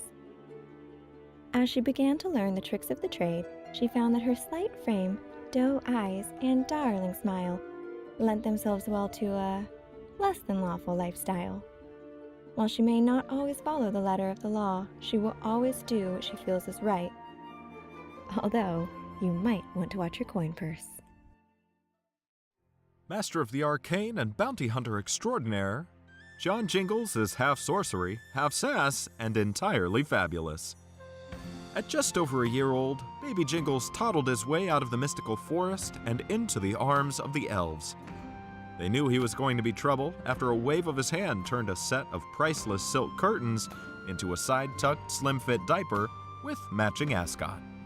He blossomed into a confident, eccentric young man, and devilishly handsome, if I do say so myself. But John's gift for the arcane was truly extraordinary, eventually surpassing even that of the elves, and they bullied him relentlessly for it, until John finally found the courage to fight back. Which, long story short, got him kicked out of town and into a traveling acting troupe, where he spent his nights cold and hungry, wondering what his purpose was in this lonely world.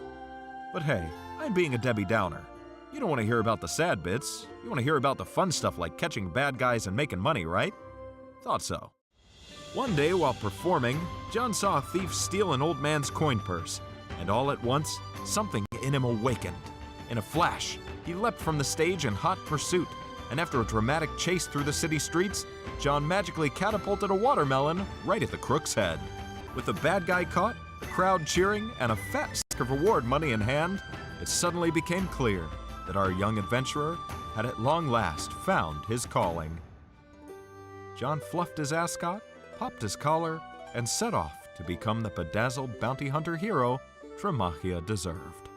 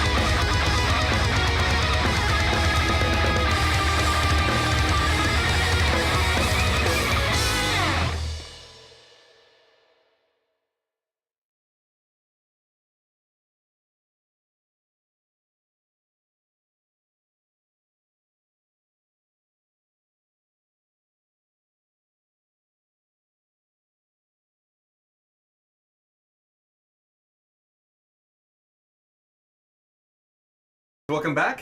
Thank you so much for the first half of the show. The second half is going to be a doozy. Of course. All you generous people out there, you guys are seriously awesome. Thank you guys. I'm holding a pencil. This is not, Thank you guys. Every single week, it just blows our minds. So it does. Thank you. Thank you for being part of our community too, as well as the broader D&D community. We can be awesome. I've seen a lot of love being spread around. So we have a good little family here. Yeah, it's good. Yeah, I like it. We're always welcome at the tavern. Indeed. Drinks to you all. Oh, you could have filled me up. But I didn't. I drank it. I'm sorry. That's okay. You hush. It's really good, by the way. Just got to put it out there. All right, you guys are now at this point after the initial rush of the boat. You can kind of stand it back up again, and again the wind is not blowing you down. It was just more the inertia of the initial jolt, and you can get back on your feet. The wolves do so as well, and you see Desnell plant her feet on the ground, and those closest to her actually see that there's grooves that are cut out of the floorboards where the boots just kind of rest on there, and you think it's because of that. Not that they've gotten worn into it, but because they've been carved into it so that people can hold on to it better instead of just kind of hanging on. Yeah, hanging on to it. And didn't tell us. So everyone is standing up currently. What do you guys do? Where are you? The hell were those things? He unknocks his arrow and puts it back down. Camozats, I believe they're called. What? Camozats. Camozats. They're these weird bat-like wyverns that live in the sands. Camozats. Camozats. It's a fun word. Yeah, it's a local term. Anyway, I'm glad you're all okay. There are dangers here. I'm sorry that I didn't mention it earlier. And that whole warp speed thing right there. It's a clutch thing that we have. Yeah. Sorry that I didn't talk about that either. All right. We didn't think we would be attracting them. Actually, we flew low to the ground for this purpose, but apparently if they smelled something, it must have been the horse manure. Or I don't know what. Of course it was damn that horse. You know what? It was the chickens. That's what it was. I knew it. The chickens. And you see Mona up there holding her broom and a chicken in her hand. Is too. the chicken alive or dead now? It is still alive. It's That didn't sound very convincing. It looks like it's sweating. It looks like the feathers are somewhat matted and bent in some places. Luckily, it doesn't have to fly because I don't think it would anymore. This week is just Yeah. from being a pillow. And you think the druids would take care of their animals a little more. She was sleeping on it. She just, it It's happens. a lot of love. Yeah, it's a lot of love. A lot, too much love. And anyway, you watch as he walks over to the wheel and goes, I'll take over from here. And he begins to, he says, anyone can, actually all of you can hear it. You're not too far away at this point. And he, Adelan. The sails glow a little differently now. And you see that the ship is slowing down somewhat. Not so much where you guys are, lurching forward. It's a gradual slow. And he begins to... We're safe now. You can go below decks if you wish. I wordlessly just head downstairs because I'm starting to have visions and stuff that I don't want, so Right. run out. I'm going to go as well, and I'm going to wherever Hyena sits down. I'll be close to her, Okay. so I can keep an eye on her. You're in the hold at this point. You watch as Mona comes down, and she gets her personal effects. She kind of opens them up, and you see her grab a few little bottles, a bowl, and it looks like a bigger bottle of water. And she kind of turns around, and she sees you down there with her. Just gives you a little bit of an eye and moves on up to the top of the deck. What do you wish to do downstairs? Are you just gonna stay with her and that's it, or? I've already curled up next to Helios and I'm just kind of stroking him and Okay. whispering into his shoulder. two. I think I'm gonna roll my eyes at Nathaniel's comments and then go back downstairs and sleep. Okay. And the two, does Camille come down with you, or does Yes. she? Okay.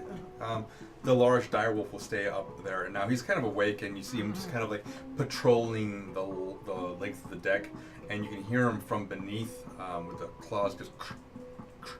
You hear the thud of the pads of the feet and the scraping of the nails shortly after.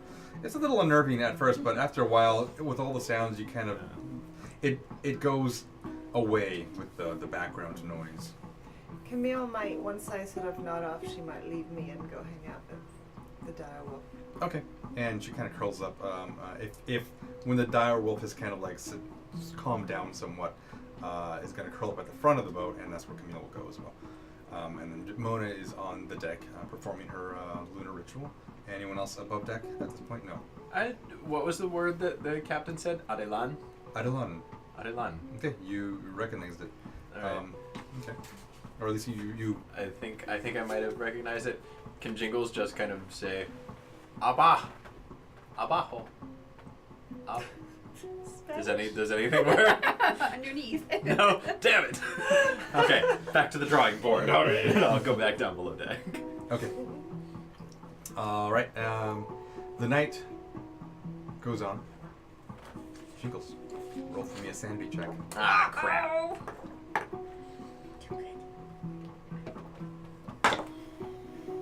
16. 16 does. You've been really good with these, and Yeah, baby. surprisingly sane. Wow. despite all odds, you go to fall asleep, and you still have visions. Though these visions become more and more frequent throughout the night, and you're restless. You do get your full sleep, but still, it's just that weird visions of demons and angels in this battlefield, and you just keep going to these images. They keep replaying in your mind. Can I pick up any details about the battlefield? Make investigation check, just general intelligence. That's a check. D6. Like a D6. That reroll. What was that? Here, I'll show you something. I like them in there. Look how much space you have now. Wow. And sure, he still hits the D6. That's a 16 plus 2, 18. Okay, it's nothing you've seen. The ground beneath you, or every now and then, whenever your vision focuses on the ground, hot. It's not a realm of fire. You know a little bit about that in your learning about the arcane arts. It's something different. Volcanic, yellow fumes everywhere, like a miasma around the whole area. Yet people are still in here and they're fighting and going back and forth. The ground, every now and then, appears this yellowish to orange to dark brown and black. And it's not lava that you're looking at. It's the sulfur itself has kind of stained the ground, if you will. Every now and then you see fumaroles up to the side of you as you're kind of moving throughout this space. Every now and then, though, you're back up above it, far above it, swooping along with the angels. Not knowing if you're one of them or one of the demons that are also taking flight and fighting in the air. So Robert Rodriguez directed this dream. What I'm seeing. Give us a call, Rob. We got some work for you. I will give you that. I was going to give you inspiration, but it's almost dad jokey enough, so it just pulls back. All right. It's safe to say that I have an idea of this this setting, like this location. I've got a pretty vivid picture. You have of a it vivid now. picture. You don't know where it is. Okay. You just have never seen this before. Not even in tales. Not even in it doesn't. No one really talks about this. In the travels that you've been into. Gotcha. Yeah. Nothing really comes to mind. In the morning, the sun begins to peek through the shaft where you enter now. And you see that the shaft is like kind of like moving along, and it wakes you all up. And you hear a call from the top saying, "We're about to get to Tavern, sir. Have your stuff ready." Stuff. What are we supposed to be taking with us? Whatever you wish to. I'm just asking that. Yeah. Trade goods. I don't know what you guys have on you. Fair enough. You guys have a lot of packs. And that weird thing that you carry around your back. What the hell is that? Weird thing. Not that. Oh. Okay. All right. Well, then it's probably a weird thing. It's your haversack that is kind of like my broken haversack. Yeah. Your torn haversack. Yes. It used to be much more impressive. I'm sure. Damn monk. Bless you. And you watch as Bless he you. bless you. That's the daintiest. Years of training. Years. She's a level 5 sneezer, guys. Don't mess. Don't mess. At least, yeah. And you can feel the ship kind of like move and like glide as you're basically getting lower in elevation, and as you land, you hear the dirt beneath the ship go. It's actually surprisingly pretty smooth, considering that he just essentially, in a sense of the word, he beached the boat, the large ship. He still rolls out a large rope ladder, and he kind of like, "I'll be doing my own thing here if you don't mind, but maybe send Princess to go check him out." I think we're on the same page. He puts his hat on. It's actually very Robin Hood-esque too. He just kind of like the dude himself. I just picture as Robin Hood. The Errol direwolf Flynn. is not going with him, right? No, it's on the ship. deck. Yeah. I don't trust the direwolf. But You I'll can send kind of tell like it's got a like stooped shoulders. It's just missing him already, you know. How are you with him? As he gives you a little. Oh, come on. You wanted to be with him like 5 minutes ago.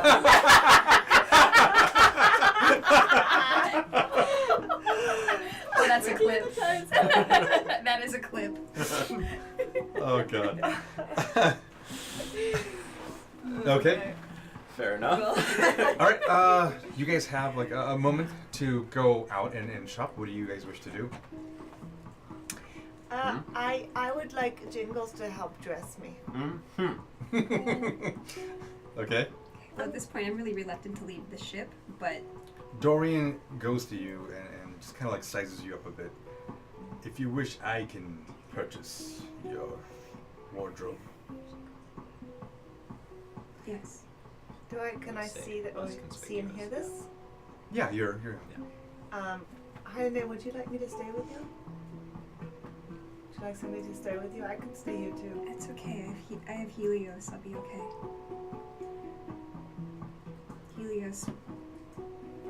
Helios will stay with me. You know, maybe You we'll. can find her Well, some let me. medicine. I'm gonna size up Pylon A real quick, also, and I'm gonna, complexion, eyes, make sure I get all the right coloring. All right, we won't wash you out, and we'll be ready to go. Okay. And I'm gonna send Princess as a raven to like very subtly follow Okay. Nathaniel. Okay. Yeah, and ravens aren't uncommon here. That's So. what I was. You know what? I am gonna stay. I don't feel like leaving Hyundai. I'll stay. I'll say, Jingles, will you dress me fashionably? You put your faith in the right man. Okay. In fact, I would like you to roll for this because I want to see how well you do this. You're rolling for 2 people now. Let's just roll. Give me. Am I still blessed? Forever. What a good use of bless. What a wonderful use of bless. It does say attack rolls and saving throws only, but why not? Because this is based on your charisma roll. This is also because you took my dice. So here we go. All right. Where? The one that I rolled, you took it. Oh, okay, gotcha. I know what you mean now. Okay. All right. So plus my charisma, Mm-hmm. 17. Okay. Pre-bless. Okay. And do I do another one for the second Sure. person? Yeah, second person. This is going to be Malthea.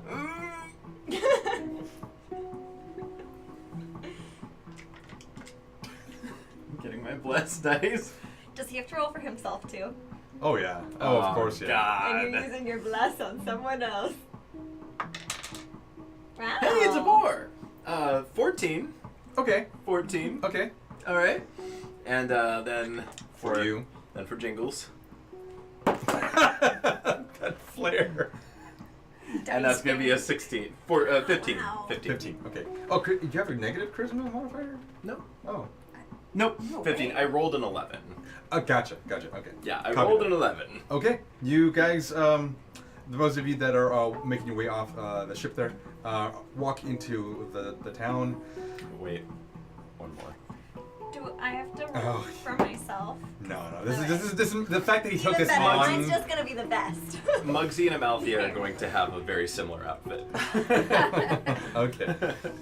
And you go to, it's not that hard to find. You find yourselves clothing, various different styles, and you imagine that you kind of like go for the general accoutrement. You don't really want to stand out too much. You don't want to also look out of place. You picked and choose. You're like, Amalthea that with these shoes kind of thing, you know? Yep. Curly toes. Yeah. Of course. Why not? And yeah, it's got a very Moroccan vibe, this entire town. Nice. There is a river running right through the center there, and it seems like an oasis near the back end of town. Beautiful architecture, tall in some places, sandstone, alternating red and beige colors, like the brick red and beige as you go through. I like it. All right. You guys get your vestments and head back. Well, I have a question. Yeah. Do we see any shops that look like they might have potions? Potions. There are many shops that have alchemists there. That's a good start. You know where we should probably get our alchemy stuff though? Alchemon. I'm just saying. I feel like there's a reason it's named like that. Fine. Alright, that's fine. I'll hold Okay. off. Cool. All right. You guys make your way back to the ship. If there was ever Probably yeah. deserved it. All right. You guys make your way back to the ship, and just give me one perception roll for Princess. Princess? Yep. And I'll let you know what that entails. Nathan goes to the brothel. 12? 12. You actually lose sight of him. He's really stealthy, kind of sneaky. Nathaniel is? He's Yeah. sneaky? I mean, Ooh, that. you. Princess comes back and tells you that after he made his way behind a couple pillars, he lost the shape and form of what Nathaniel looked like before, and it's because he think the hat of Yeah. disguise was able to change him entirely and just really lost want him in the that crowd. Alright. Well, if you're gonna steal anything, steal the hat, steal the spyglass. Think about it. You guys make your way back, and eventually Nathaniel comes back, and he's got a small little sack with him, a scroll tube of some kind. Looks like a leather tube, closed up from the top, and he greets you all again, and we'll make way to Alcamon. He pulls out a map of the area, and he shows you kind of like whereabouts he's going to drop you off. Like, I need to stay around a good 2 miles away. Hope you don't mind. I can drop off the wagon there, and you can make your way towards Alcamon. Is that fair? I think that's perfectly reasonable. I can, if you wish, Amalthea, if you wish, I can. Oh, no, never mind. I'll Spit it out, man. run. The sails come back up again, back to life, and the ship just lifts right up. We are on the ship, yes. Yes. Just Yes. making sure. Bye. Time. And he's currently helming it for a while at this point, and it takes about half a day or so to get to right where you see the city limits, and you see in the middle of the day now, it's bright sun, striking down on everything. You see a river, brilliant blue, and you see the city, and the city is massive. It is gorgeous. I gave you guys a map of it earlier, and you watch it. There is multi-tiers to this city, right? You got that? Does it show up? Probably not. You know, let me see. It might, it might just look like a blank piece of paper. Lydia, can we go to my camp for a moment? So we have. Yeah, there it is. That's what's up. The city of Alcamon there. And as you get closer to it, as he drops you off about 2 miles away from it, not getting too close to the city there, you notice that there is a river that exits the main entrance there, but the entrance itself has these 2 large stairways on either side that go above the main river that is flowing out. It's cool. So the river, I guess you can look at it from the other side, yeah. The river comes down through here, over and out right in between these 2 leg-looking things there, and that is the way into the city. The city on this level is a higher elevation. This area here, higher elevation still, higher still in this area, and then even here. It's, Helm's Deep. no, it is. It is very. You can tell where the palace is. It's a huge area. There's aqueducts everywhere. There is a lot of smaller buildings. When you first enter, you can go ahead and make perception checks as you wish. You with disadvantage because this 16 because of your sanity. 16. 12. 12, not bad. 12. Oh, 14. 14. Okay. For the most part, you're able to see a good part of the city as you kind of walk in. You guys have all of your clothes and your vestments on. Dorian still has his armor underneath. He does not want to take it off. He just Question, looks like a can freaking I- linebacker. Can I keep the breastplate of my splint armor under my clothes without it being too Yeah. noticeable? Yeah, Okay. what Jingles brought back for you, you don't really mind. It wasn't. Actually, no, yours was actually not bad. Yeah. It's not the best thing he could have grabbed for you, Amalfi, but I don't you know, care. exactly. I'm not. It was all they had. He I'm not kind a of figured supermodel, out. we're He good. kind of figured out that you guys wouldn't care at this point.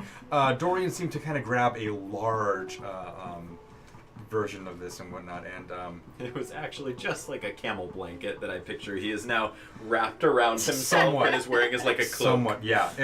He's got the large sleeves. They kind of almost encompass all of his hands there. All of you have a little bit of like a cowl, like a hood, and for the most part, it looks like a robe that has a small little belt on the waist area. Do they have face coverings for You the can, sand? Or? if you wish to have purchased them. I will say you go ahead and do so. Yeah, How much yeah. does this cost? Like 0? Silver. I mean, Okay, you're talking perfect. not that much. I'll say 20 silver from each of you. 20 silver? Okay. Yeah, 20 silver for each of you. One So more go ahead. question. If I have just the breastplate of my splint armor, does that affect my armor class at all? That's the main part of your Okay. armor. I'm going to say no. Right. Why not wear the rest of it though? So it's It would be too bulky. yeah, but you're paladin. You're kind of used to it. I mean, Dorian's is literally holding his entire armor underneath his cloak, and he's doing his best to like keep it from crunching, but it looks like he's smuggling Well, see, something. I'm in there. observing Dorian and thinking. And you're like, I don't want to be that guy. Yeah, I'm Right, just but- gonna wear the breastplate. But splint mail doesn't really make a lot of noise. The all that heavy plate will. Alright, so. well, I'm still just wearing a breastplate, so. Okay. All right. You guys make your way in there, and then Dorian kind of looks over to all of you and goes, "What's the battle plan? Should we make our way over to maybe a library or a?" Well, my thought was Good start. Dorian, are there any temples in this city? There are That- several temples in the city. Of Athena? Probably not. this might not be the time to be picky. I think any temple will do, but I do think that should be our first stop. A temple for what? I think that Hylene might be suffering from something a little... I see. Yeah. Fair enough. As you guys look at your maps and you kind of like whereabouts the several temples of the of Alcamon are, you kind of just guess, and you make your way over there. Someone go ahead and roll me a survival check, just general survival. Not me. Survival. Okay, I'm gonna say no. 11. It takes you guys a while. Sorry, guys. It's all in a different language, I'm assuming. No. Oh. It's all you can read these languages. It's just the architecture is very different. Gotcha. The lower levels, it's not really slums, but there are many homes that look like the wind could sweep them away. There are a few stone structures. There are the aqueducts above you that kind of feed the entire city. As you get to near the second tier, you see the large staircase that feeds up into the opening where the water's coming out when there's two areas on either side to walk alongside it. The waters are clear and they glisten as the sun beats down on it. And you guys make it to the second tier there, and you see that there's larger temples throughout, and that's where you're essentially, after a while, you've kind of like pointed out, well, that looks like a temple and this looks like a temple, and you have about 4 choices essentially. I can choose for you. Meeny. I can choose for you if you wish. Do you know anything about other religions? Maybe are there any? That would be a religion check, right? Yeah. And that would be a disadvantage. So. Any affiliates that Athena might be kind of buddy that would be with? 12. 12. Okay.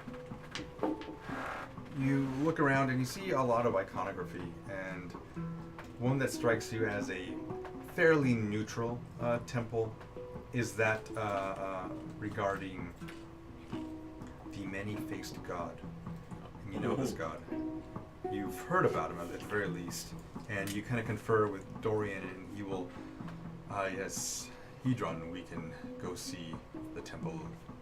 He kind of points off in the distance there, and it's this huge temple. And I think we found our first stop. By the way, you all look lovely. Oh, thank you for doing that. Jingles. Covered up, yeah.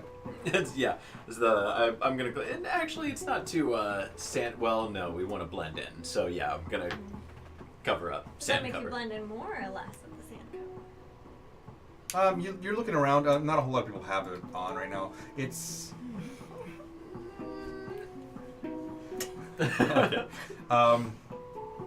So you guys enter the temple there, and there are many people walking through, and you see this temple is very, very large. The dome structure has 4 entrances. One of them is incredibly longer than the other 2. Which actually kind of forms a T at the base. And you see several devotees to Hedron are all kind of on their pews, just kind of in prayer. A few of them are on the ground, looking over to a few statues, etc. And you see that there are priests moving around. What do you wish to do? Well, I'm just kind of like looking around, not like I'm taking everything in, but it's not really registering to me that this is a house of worship. Okay. Helene, we're going to see if we can have a little conversation with one of the priests, and we're gonna see if maybe we can fix whatever happened to you out in the fields of conflict. So just sit Why? tight. Because I can't. I don't know exactly what it. I already can't hear Athena anymore. Are you going to take me further away from her? No. We're just trying to find someone that can help you. Perhaps someone that can heal. We're gonna help find someone who can guide you back.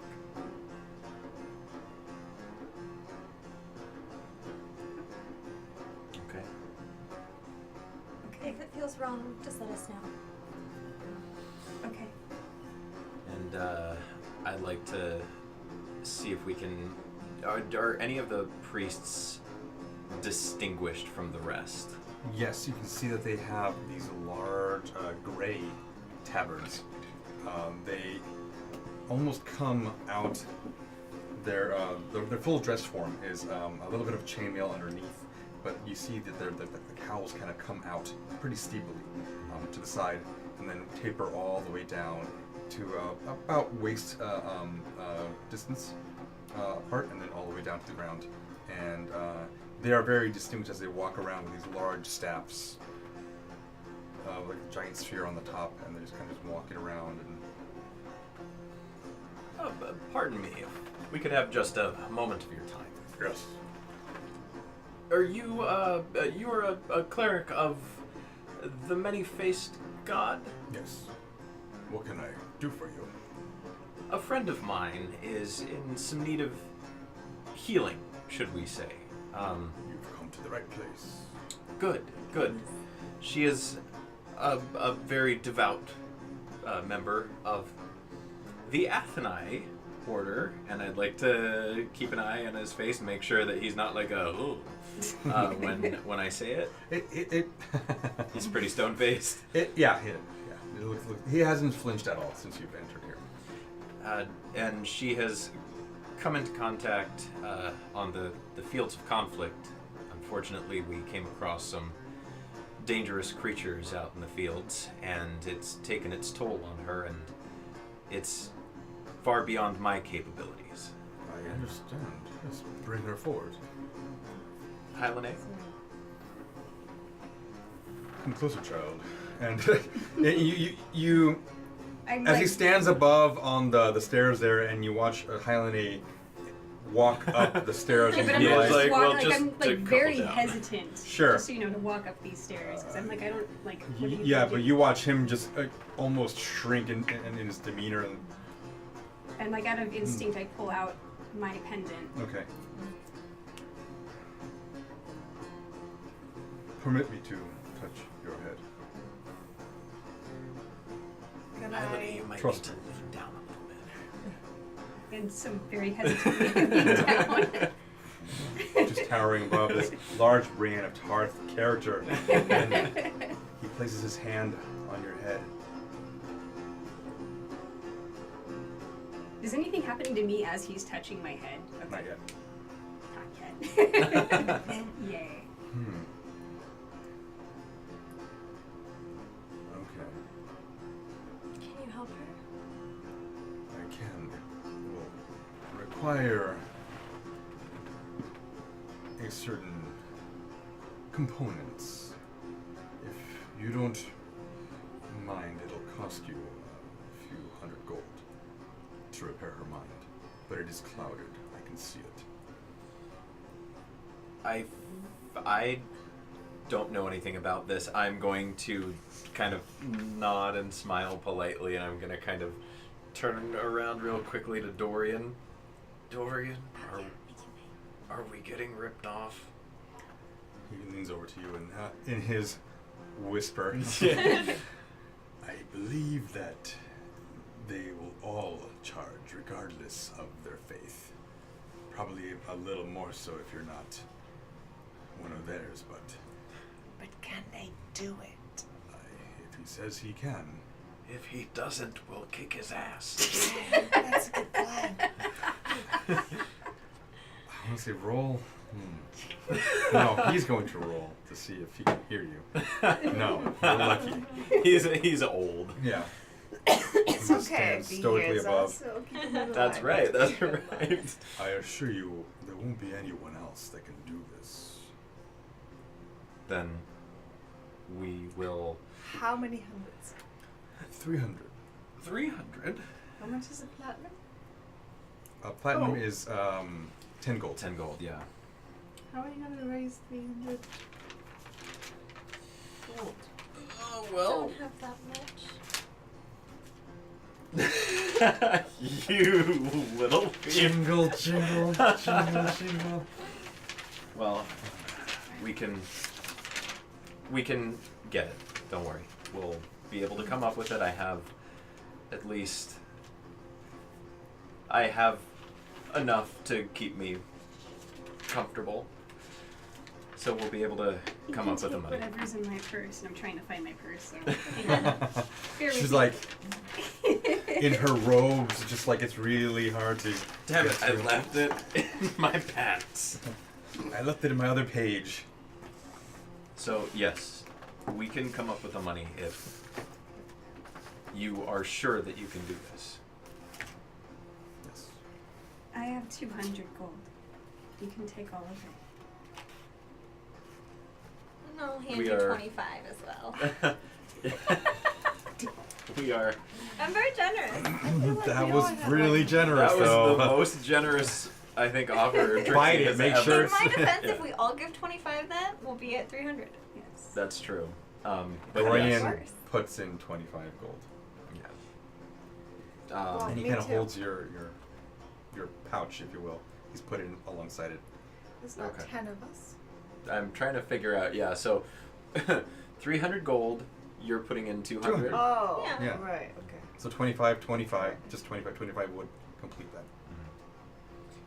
We Unless also you don't want- want Hylane to be completely No, we broke. don't. So Yeah, I'm going to put in. I'm going to put in 125 gold.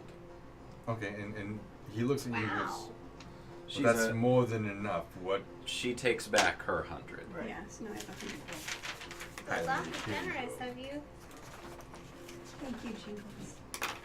I also don't forget, my friends, if they don't forget me in the future. He hands this giant priest this priest of Hedron, this pouch of gold. Put it on the altar there. I'll count it later. I trust you all. Come on the altar. And you guys walk over to the center area there. It seems to be like it's like the pulpit for the area. This large chamber in the center seems to have like a dais, a raised dais, and there's a pulpit there, and there's an altar behind. He's put the pouch of gold on the thing. He's kind of cinched it a little bit, and he's placed it there. He walks back to the room, there's like a small back room, grabs a bunch of items, and begins to put them on the table. Various statues and whatnot, and candles, and begins to light one. One really, really dark, deep red candle. It's a long taper candle. He lights that one as well with the not a lighter, but It is big. What sort of sorcery is this? It's called big. I am the paladin of big. And Oh, please make that a Just character. the most petty and inane gods out here, guys. but hey, fire when you need it is pretty Yes. powerful. That's true. That's magic. I'm a cleric of Charmin. Let me just Toilet dab paper. on that. yeah. Handy to have when you're in the woods. The quilter. Anyway, sorry about that. As he brings you, kind of holds onto your shoulder, guides you to the altar there, begins various incantations and hand motions, and you see Jingles, various glyphs that you recognize and also don't at the same time, just and it begins to kind of coalesce into a sphere. And as you notice, the sphere begins to kind of form a shape. It's still round in nature, but it's got sides. And these little symbols all appear on each one of these faces. Begins to spin faster and faster and faster. And it begins to essentially disappear. He has... Pulls it out from behind. Yeah, there's like a glow. There's a glow. Easily amused. I am.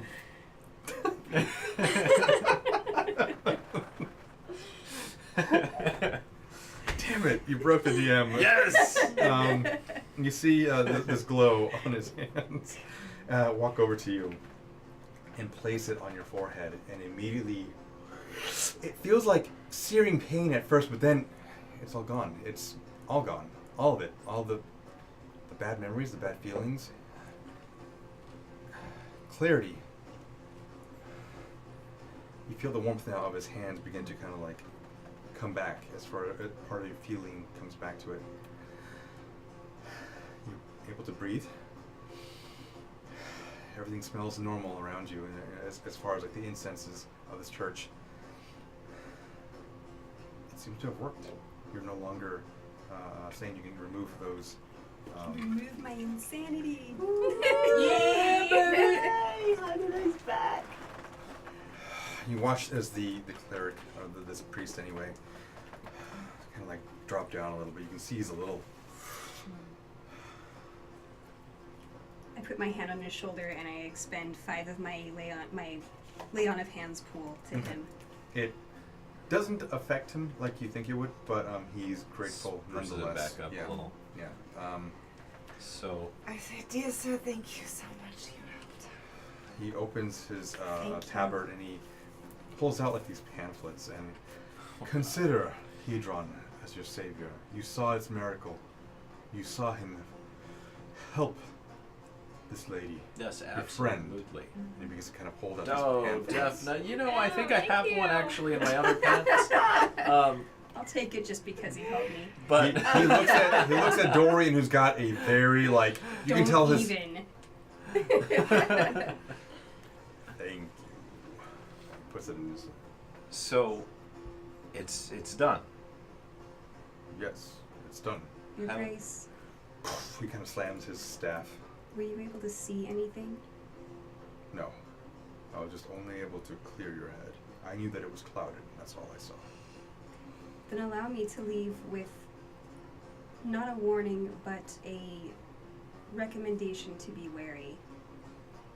War is coming, and it's not a war of men. Are you some prophet? No. She's seen some shit. Yes. There are cultists on the move who are looking for artifacts to bring forth a demon into this world. He looks at all the rest of you and then goes back to you. Continue. If they find all of these artifacts, the evil that will be brought into this world will be something that no one has ever seen. Not in thousands of years. What type of artifacts? I don't know. I just know that they are looking for them. I will speak to my oracle. We shall learn more about this. Is there anything else you wish to tell me? Just to be on guard. And perhaps share this information with the rest of the city. I will share with my clergy members. Yes, thank you. If that's all I... And I bow to him and thank him again, and Hedron motes it be, and he walks away. Hedron motes it be. I'll leave. Okay. And so I walk down the steps and I walk to you guys and just gather you all into the biggest hug. Oh. I am so, so sorry. It's not your A fault. big, Dorian's big paw goes all basically around your It's a shoulders. big teddy Yeah. Well, I mean, his hands are big. He's just not taller than you. bear. Hylene, I would watch your tongue about these artifacts. I second that. These are not things that we want to have anyone really know about. Understood. And they might have some inkling that we know more than we're letting on, and if we're Indeed. Can we also let go of this bear hug for a second? Yeah. Let's move outside and talk. I say we seek an audience with the Emperor.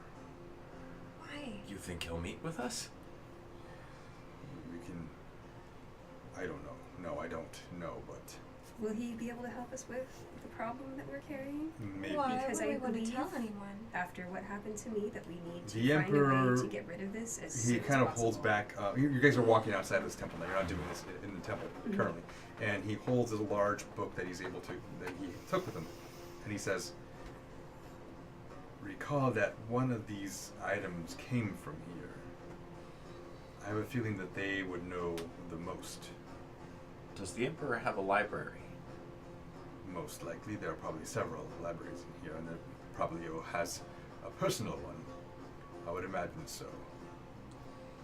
Then I don't think it is wise to share with him what we found. But I do think that if we can give him a vague idea of what we have seen, what might be coming, he may give us his audience, and then we can use his resources. Maybe figure some of this out for ourselves. I'm all about making this someone else's problem, but we want to be careful getting tangled up in this. We don't know anything about him. I agree. About the Emperor? Yeah. Well, All people have secrets. We don't know what his are. Are you worried that he might want to unleash the demon himself? I fear that it has power, and anyone that is in a seat of power tends to want more. That's true.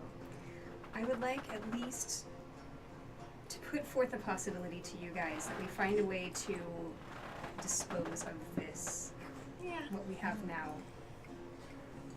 Because at least if there's one less of them, then whoever finds the other four will not be able to do bad things. well, you've already felt a little bit of this particular artifact's power. I would imagine you too, Jingles. How are you feeling? I'm fine. I'm totally fine.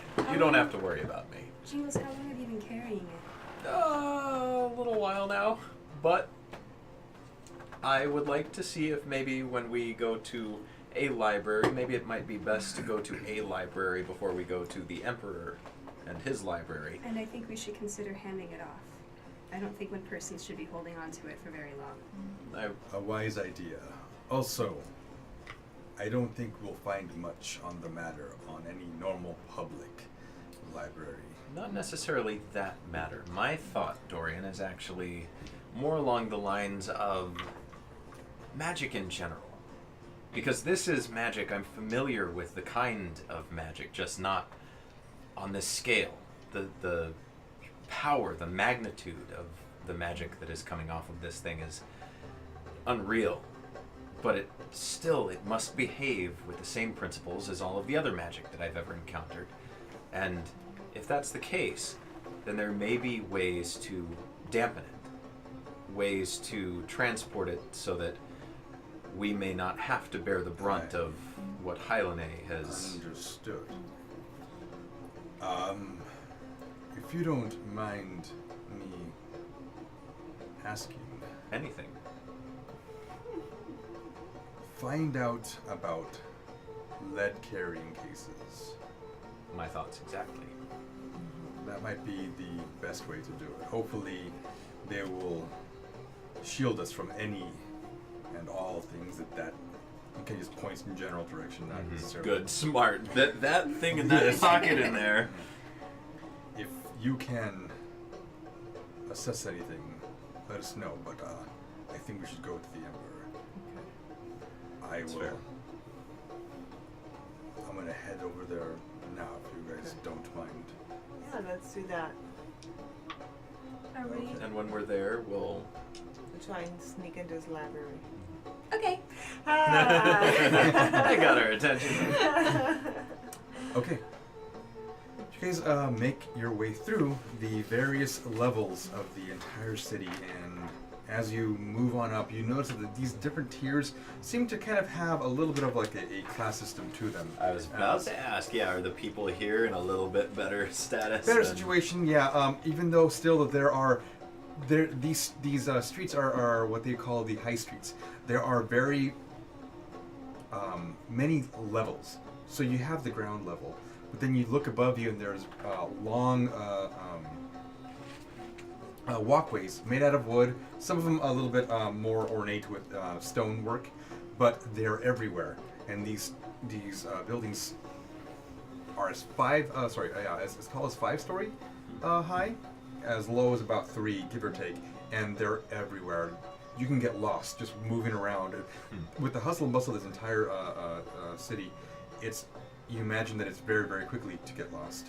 And as you're moving around, you're making your way towards the palace.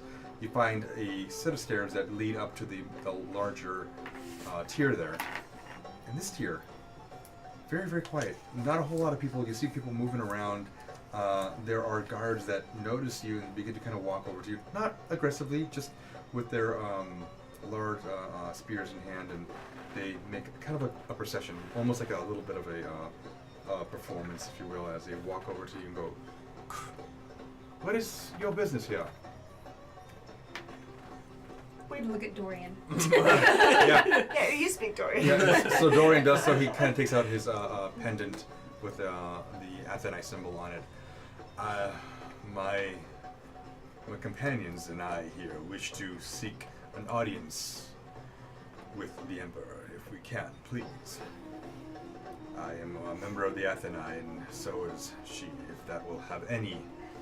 You watch as the guy, the front guy, even before Dorian gets it finished, turn around and start moving his way back.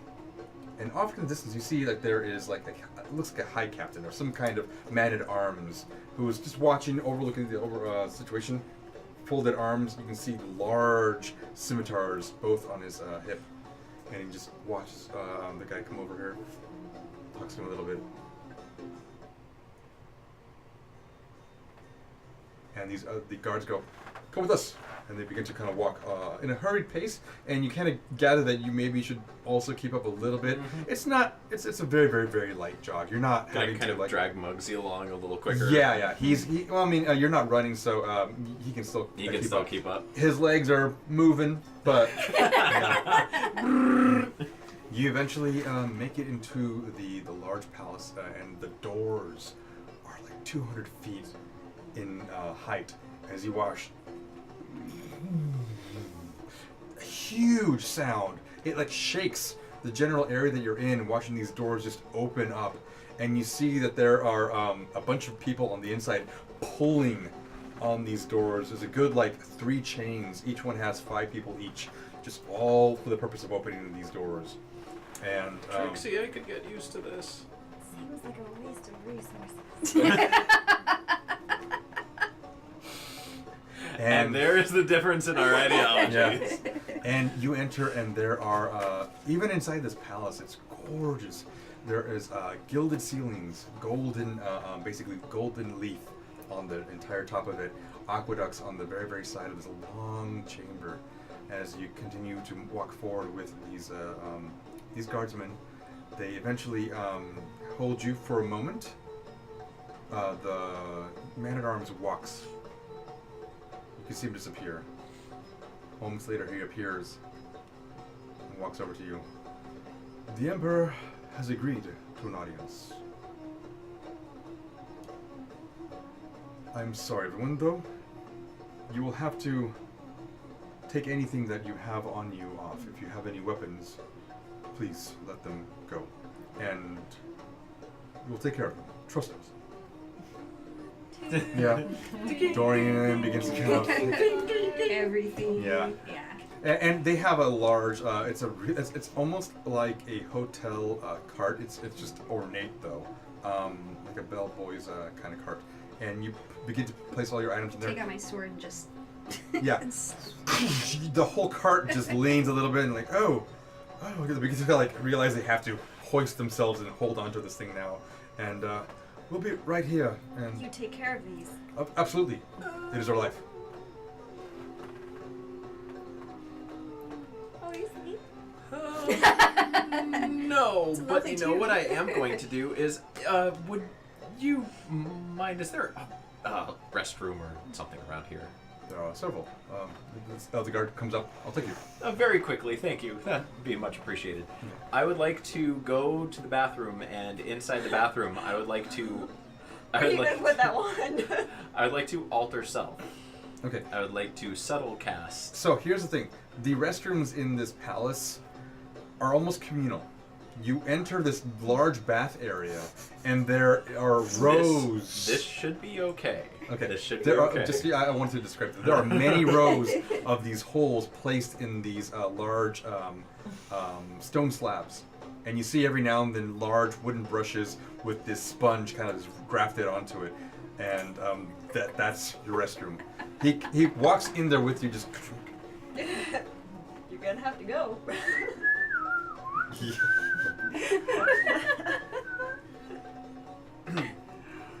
You know, I'm a bit of a nervous peer. Aren't we all? Okay. I can do this. Jingles, you can do this. You can do this. And I'd like to subtle cast Alter self, and I'm Okay. gonna try really hard. I would like everything to stay the same. I would like to alter self into myself.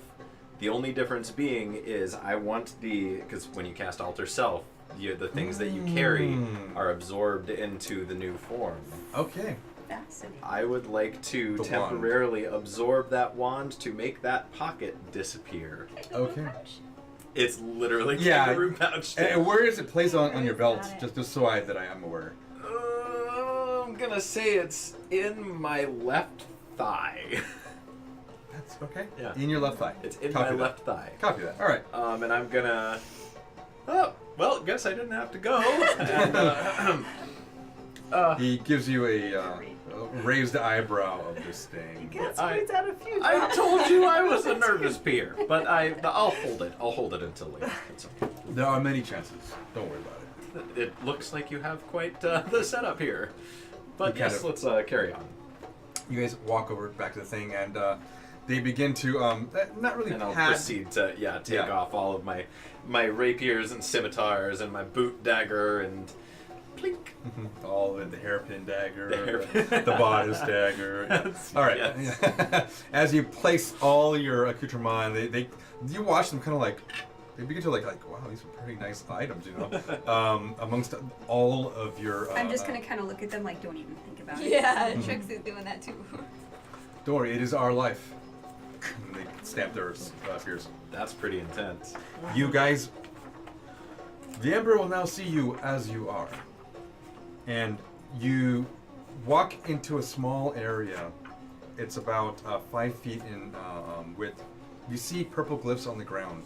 Jingles. Specifically, you should pay attention to this part. Okay. So you see purple glyphs on the ground.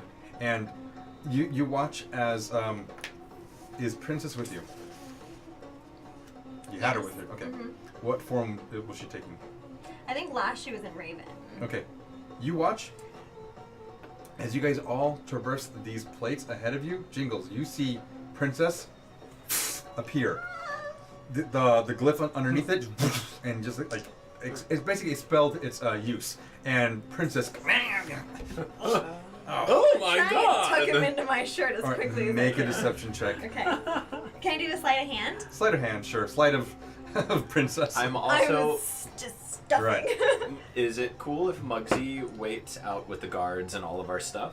24. 24. All right. You try to you see it almost start to happen. He's on your shoulder, I assume, and then you realize it's starting to form. The wings are coming out. You're grabbing it and just shoving it into your the large vestments, right? And you yeah, you kind of blow it off. And was it 27? No, 24. 24. Okay. Yeah. Oh, bless you. Actually, he says he don't bless you, and he continues. And Yeah. okay, so you see this happen. There are a lot more glyphs ahead of you. Please, do not tarry. Let's go. Oh, yes. No, of course not. Real quick, did I see what that glyph was? Was it a Go ahead specific and make an one? arcane Okay. arcana check. Oh boy, that's a 13 total. You weren't really paying attention to it, but you can imagine that it did something to Princess. You saw the form of Princess unfurl before you, and then was quickly stuffed. Oh boy, okay. Please, sir. Yes, Are you of okay course, to do the yes. tea again? Sorry, I just. Yeah, it's been a long day. The Emperor will not wait. No, he will not. You see him yes. grip the spear a little tighter. Yeah, fair enough. You have a good point. And I will take a step forward. Okay. You watch the glyphs does the same thing. Basically, it goes off, right? Oh. Huh. And they look at you and they don't really. What was? Oh, I'm sorry. It was we battled out before we came here. We battled a bunch of your desert wyverns, those angry flying things that you guys have out there. He's trying to follow you. And yes, and I as you can tell, I am a man of great magics, and I had this fancy, dandy little thing over myself. That you called really quickly what is it? mage armor. Oh, okay. Oh. And so, I apologize. I just, I keep it up, forgot about it. Sure, please. Just move forward. Yes, of course. The talker. You guys enter this large audience chamber, and inside you see a grand chamber with water channels on both sides. They fall into pools on the side, right where you're at. You're on a platform, and it's separate from the center dais, in which there are 3 red curtains. They're held up by poles, very small poles, and they appear to be several servants standing along pillows, fanning the Emperor, and the Emperor is silhouetted on the middle curtain, essentially. You can't see the Emperor, all you see is the silhouette. And there are several guards placed along the chamber there. There's also a net in front of you. Like right where the platform ends, essentially. It's a C-shaped platform, I should say a square-shaped platform, but it has balconies that go a little bit forward, they end, and then there is a center dais ahead of that. And there is a deep, like, not chasm, but there are several stories beneath you that have just nothing, and there are, there's a palace floor beneath you, but you don't think you could easily make a jump, or you would survive the fall. And you see ahead of you, there is the Emperor. What's he look like? He, again, it's silhouetted, so all you see is the silhouette. See the silhouette. Okay. There seems to be some kind of light source on the other side of him that's causing the silhouette. And that's all you ultimately see. And you can see he's got a fan. We have gotten a long rest at this point, right? Since our battle. Mm-hmm. Okay. Just making sure. Yep. I'm gonna go ahead and kneel, as is custom. Okay. Dorian does so as well. He kind of bows down with his arm, and he kind of brings his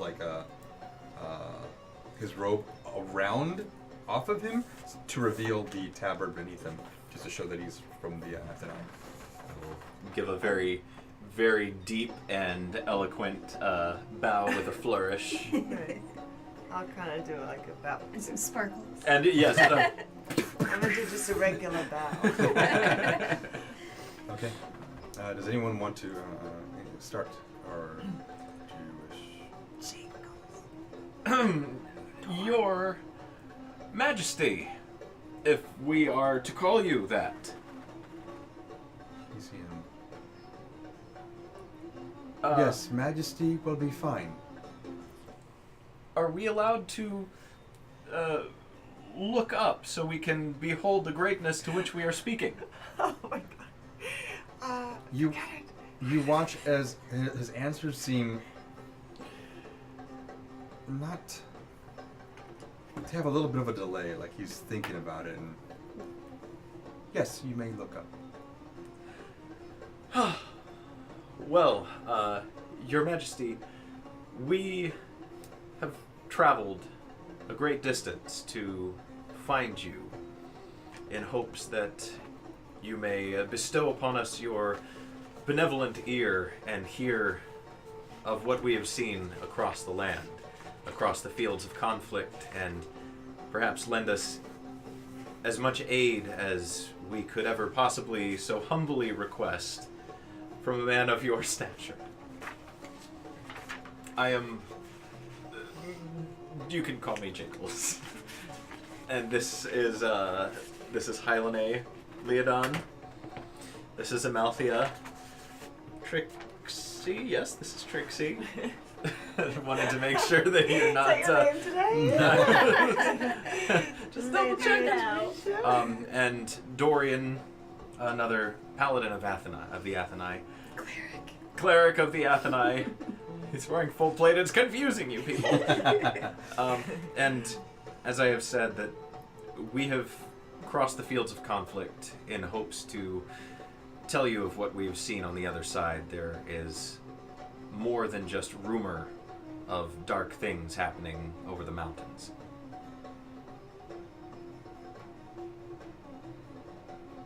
Go on. It appears that the keep of Zatona, if you are familiar with it, has been sacked. It has been attacked by an army of cultists who worship a demon lord and who are seeking artifacts of some sort. Can I make an insight check at this point to see if he recognizes anything by when he says the keep of Zatona has been lost? Sure. 19. 19. There doesn't seem to be any kind of He faltering. doesn't He doesn't Okay. stop fanning No. for a Okay. second. Yeah, not even for a second. And these cultists are powerful and large in number, and I fear that they may perhaps find their way to your lands, and we seek to learn more about them, as well as warn you of what could possibly be coming. Moment passes. You don't bring war here, do you? We do not. We flee war. We were caught in the middle of the unfortunate conflict. Good.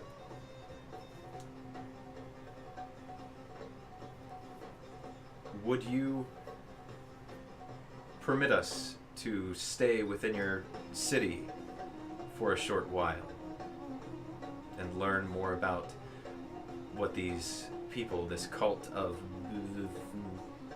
don't remember the name. You have your notes. If anyone, if anyone can help If me. anyone can help. It's cult of Parallel. Parallel. I knew it was a D. Parallel is still a mystery to us, and with your vast resources in this mighty city of yours, state, country, empire, and all of the above, we wish to perhaps use some of those resources and discover more about this threat before it has the chance to ever cross your borders. Continues to fan itself. What type of artifacts? Very magical ones. Ones that I believe may be derived from blue magic, blue stone. But we know little about the artifacts and even less about what... The fan closes. There's a moment of just silence.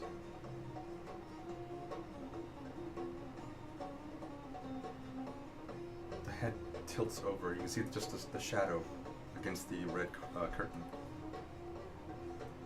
Do you have one of these artifacts with you? We do not. I'm afraid we don't even know what they are. But we're Then- hoping to find information. Then how would you know How do we know? what? what they are? We don't. From the High Captain Ozabren of the Keep of Zatona. And I believe that Dorian has a tome that details quite extensively as much information as we have been able to uncover about these. Dorian, still kind of bowing down on the ground, looking up, but still bowing down, produces the large textbook, essentially, a large tome. Kind of picks up a little bit of dust off the book itself, not the ground. It is immaculate. The ground, the palace itself, and the Emperor looks for a moment.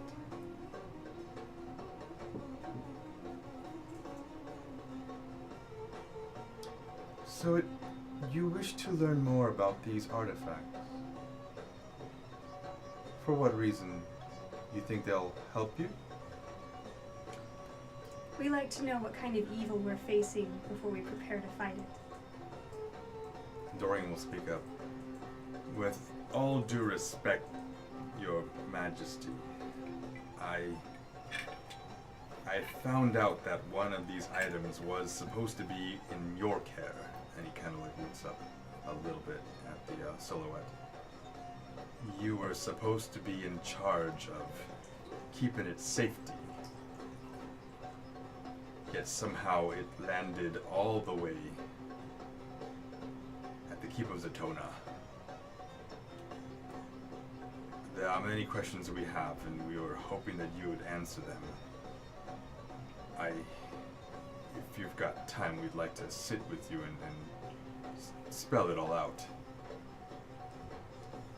At this point, you see the light behind the Emperor fade a little bit and begins to kind of like lower and lower and lower, and then you don't see the silhouette at all. The servants that are fanning the Emperor begin to stop. You hear some shuffling behind the curtains. Sounds like pillows being moved, a little shuffling of feet, something on the rug or something, you know, that's creating a little bit of friction. While I hear this shuffling, can I spend one more sorcery point to, again, subtle spell? I would like to put the wand back in its pouch. You may do so.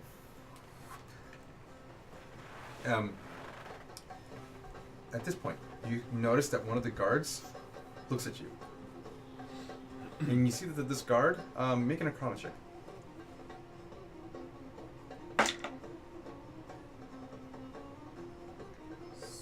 17 total. As you do so, you're looking around really quickly, like hopefully you're just kind of like not really moving your hands a whole lot, and not even your mouth. You look around hoping that no one saw you, and no one really did, except for whatever reason this guy looks over at you as you have done it. He looks different from the other guards. He looks like he's got a tattoo above his left eyebrow, and he squints a little bit at you. A little moment later, you all hear shuffling behind the curtains, and the curtains drop. And before you, you don't see a man. You see a little girl, completely dressed out to the nines. I'm talking about full-on Empress jewels, headdress, everything. And it's the whole thing. It's the shoulder pads. They kind of curl up and they have little bells in there. Think Padme Amidala, esque type of thing. Golden, and a little bit of blue and a little bit of white. And she appears before you, large headdress as well. Small girl, about maybe 4 feet tall. Excuse you. I think she's taller than that. And 5'2". 5'2", written down. Thank you, Cat. Anyone notice?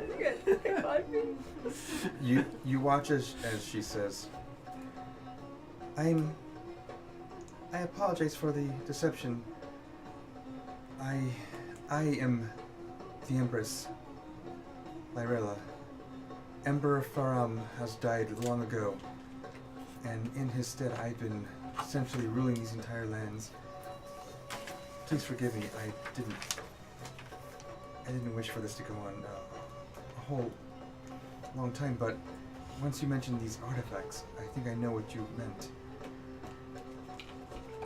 I have only been here for about 2 years or so, and the burden of rulership has fallen onto me. What happened to Emperor Faram? He was killed, assassinated. But of course, we couldn't afford an uprising. There were many people that wanted the throne, so we keep up the deception that he's still alive. How long ago was this assassination? 2 years ago. Do you know who was responsible? No, we're currently looking into that. But it's a very long... Well, you bringing these artifacts up, it's curious because maybe they are somehow tied. And I'm hoping that they are. Maybe we can find out who my brother's assassinator was. Was the artifact that Dorian spoke of, was that in your brother's care? It was supposed to be, yes.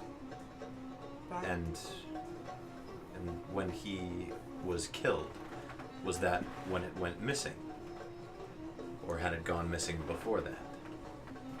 Those above me. And she looks back towards the people who are now very close to her. All the servants have like stopped, and you see that they have like weapons on them. And the guy who was portraying the emperor is very, very makeup. I mean, he's got a full-on white face, rose red lips, black eyeliner, the whole works. And he's just daintily kind of standing behind her, and basically kind of like gives a little bit of a nod. And those that are above me have mentioned that maybe they're not entirely sure when it disappeared, but it seems to align, and maybe somehow. Jingles, the thorn in your side that you do not wish to speak of, Yes. I think that may be coming into play. Oh, I have we already know that suspicions. you have it. And That's not what I'm talking about, but yes. and you watch as she points off to her her left, your right, your immediate right. And you see the guy is. You can tell he's whispering words. Counterspell. Okay, you do so. I do so. All right. Highest level I have. It's just. It's just message. I only have a third level spell. It's just message, so it goes away, and he's like, I beg your pardon, and he gets his spear and points it at you. He's about to run after you, and you watch as the Empress raise her hand. But he stopped me. Wait a second, son of a bitch, hang on. I don't have counterspell.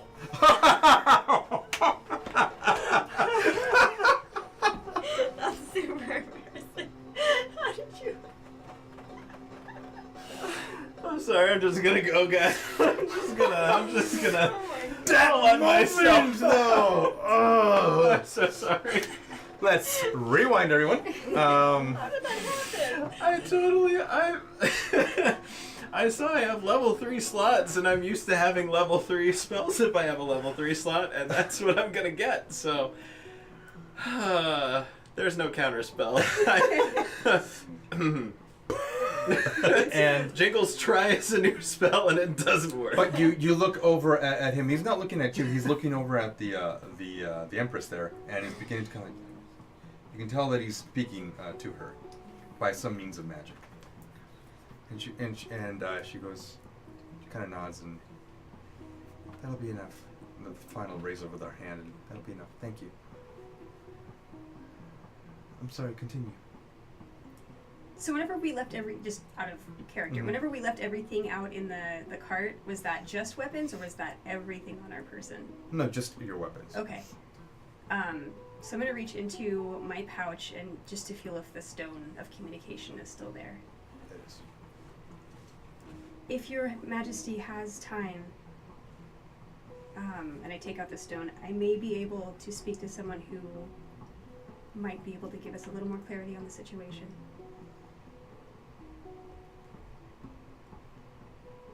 Who is it? My mentor, Shalia of the Athenai. What will she know? She's currently at the Council of Lyceum? Lyceum? Yes.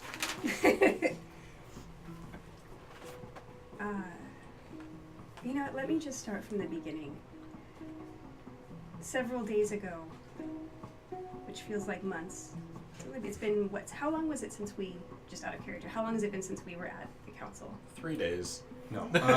Since the council, since you guys left the Council of Kylium over Kylium, okay. What was it, the Lyceum? Is that what you Yeah, called something it? like that, yeah. I'm thinking of the Council of Nicaea, which is Uh-huh. a thing, but yeah. Which is probably where I got that from, to be honest. Anyway, and it's been a good, almost, I would say, 3 weeks. or so. Okay. I would also like to point out, in case nobody caught that, I like that Gil's finger math actually looks like he's conducting an orchestra. I don't know if anybody caught on to that, but every single one was like a different little hand gesture. It was quite beautiful. I liked it. Yes. Let me go back to the Math! It's everywhere. We were all summoned to the Council of Kylium to get to the bottom of a supposed barbarian raid on the Keep of Zatona. The Keep of Satona. Yes, continue. My mentor was skeptical about it being an actual barbarian raid, and she turned out to be correct. But while we were there, there was an assassination. At the council. At the council, the representative from Alta was assassinated. We are aware. The person we believe responsible was the representative from Highguard. No, Masthead. The assassin was a drow, yes? Yes. We know. We've caught him. You have. Yes. I can show if you like. He doesn't happen to have a blindfold, right? I don't know. Good. Okay. Just making sure. Well, maybe Actually, yes. They mistook Can we him. please see They this mistook him prisoner? before. Yeah, let's see him. Turns around and her little legs kind of like drag with all of her vestments on the ground. You see her little, couple little bells on the bottom there. Height-wise, how does she compare to Muggsy? Taller than Muggsy. Okay, all right. We're comparing children to. Two constructs. And Don't worry, you'll get there. she makes her way behind the center dais there. She walks back to the room there, and she exits. You watch all of the guards currently around you kind of like shift over and begin to kind of like point you out into the hallway. Alright, we follow. Okay. You guys walk back out, and again, this purple glyph goes off, and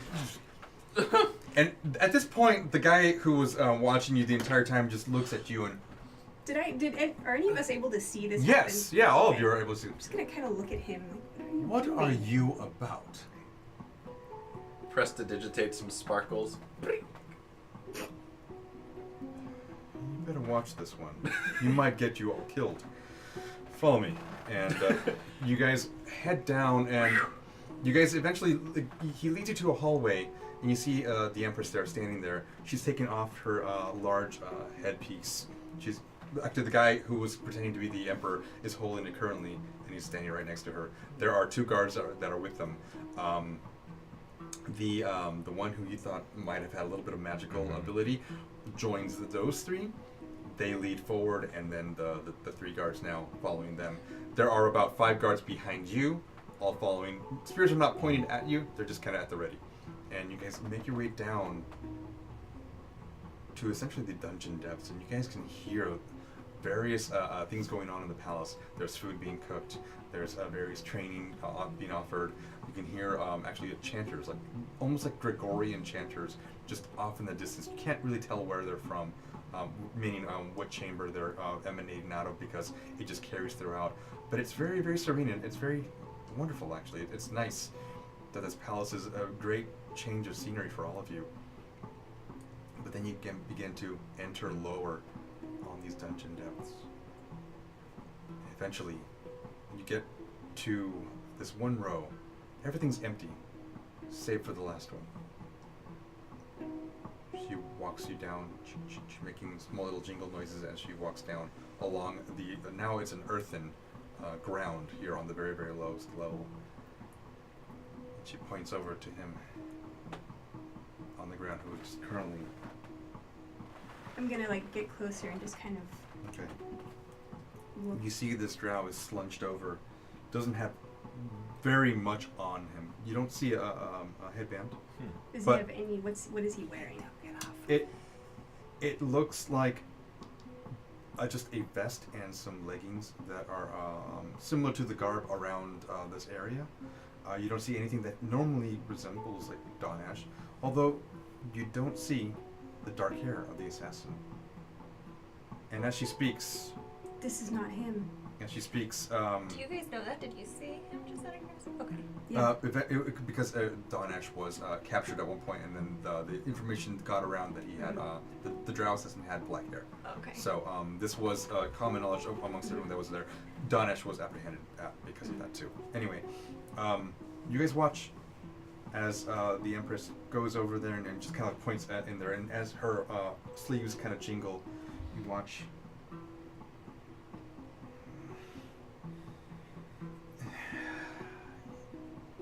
This drow look up, is Don Ash. And that's where we're going to end tonight's story. That son of a bitch. He's always in Ada set him up. Oh, she totally did. Ada was the assassin the whole time. And Or it was her boyfriend. Or her boyfriend, that's right. Damn. All right. All right, guys. And hopefully we'll be seeing Donish next game. But thank you guys so much for donating the bits. It's helped them out a lot. That was amazing. And Ah, dang it! I didn't get to use them. I'll I use know, them. I didn't use mine I'll either. find So it. that's why there's the grace period.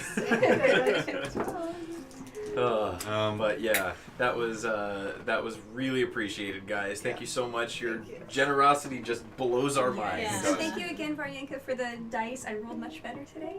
So thank you.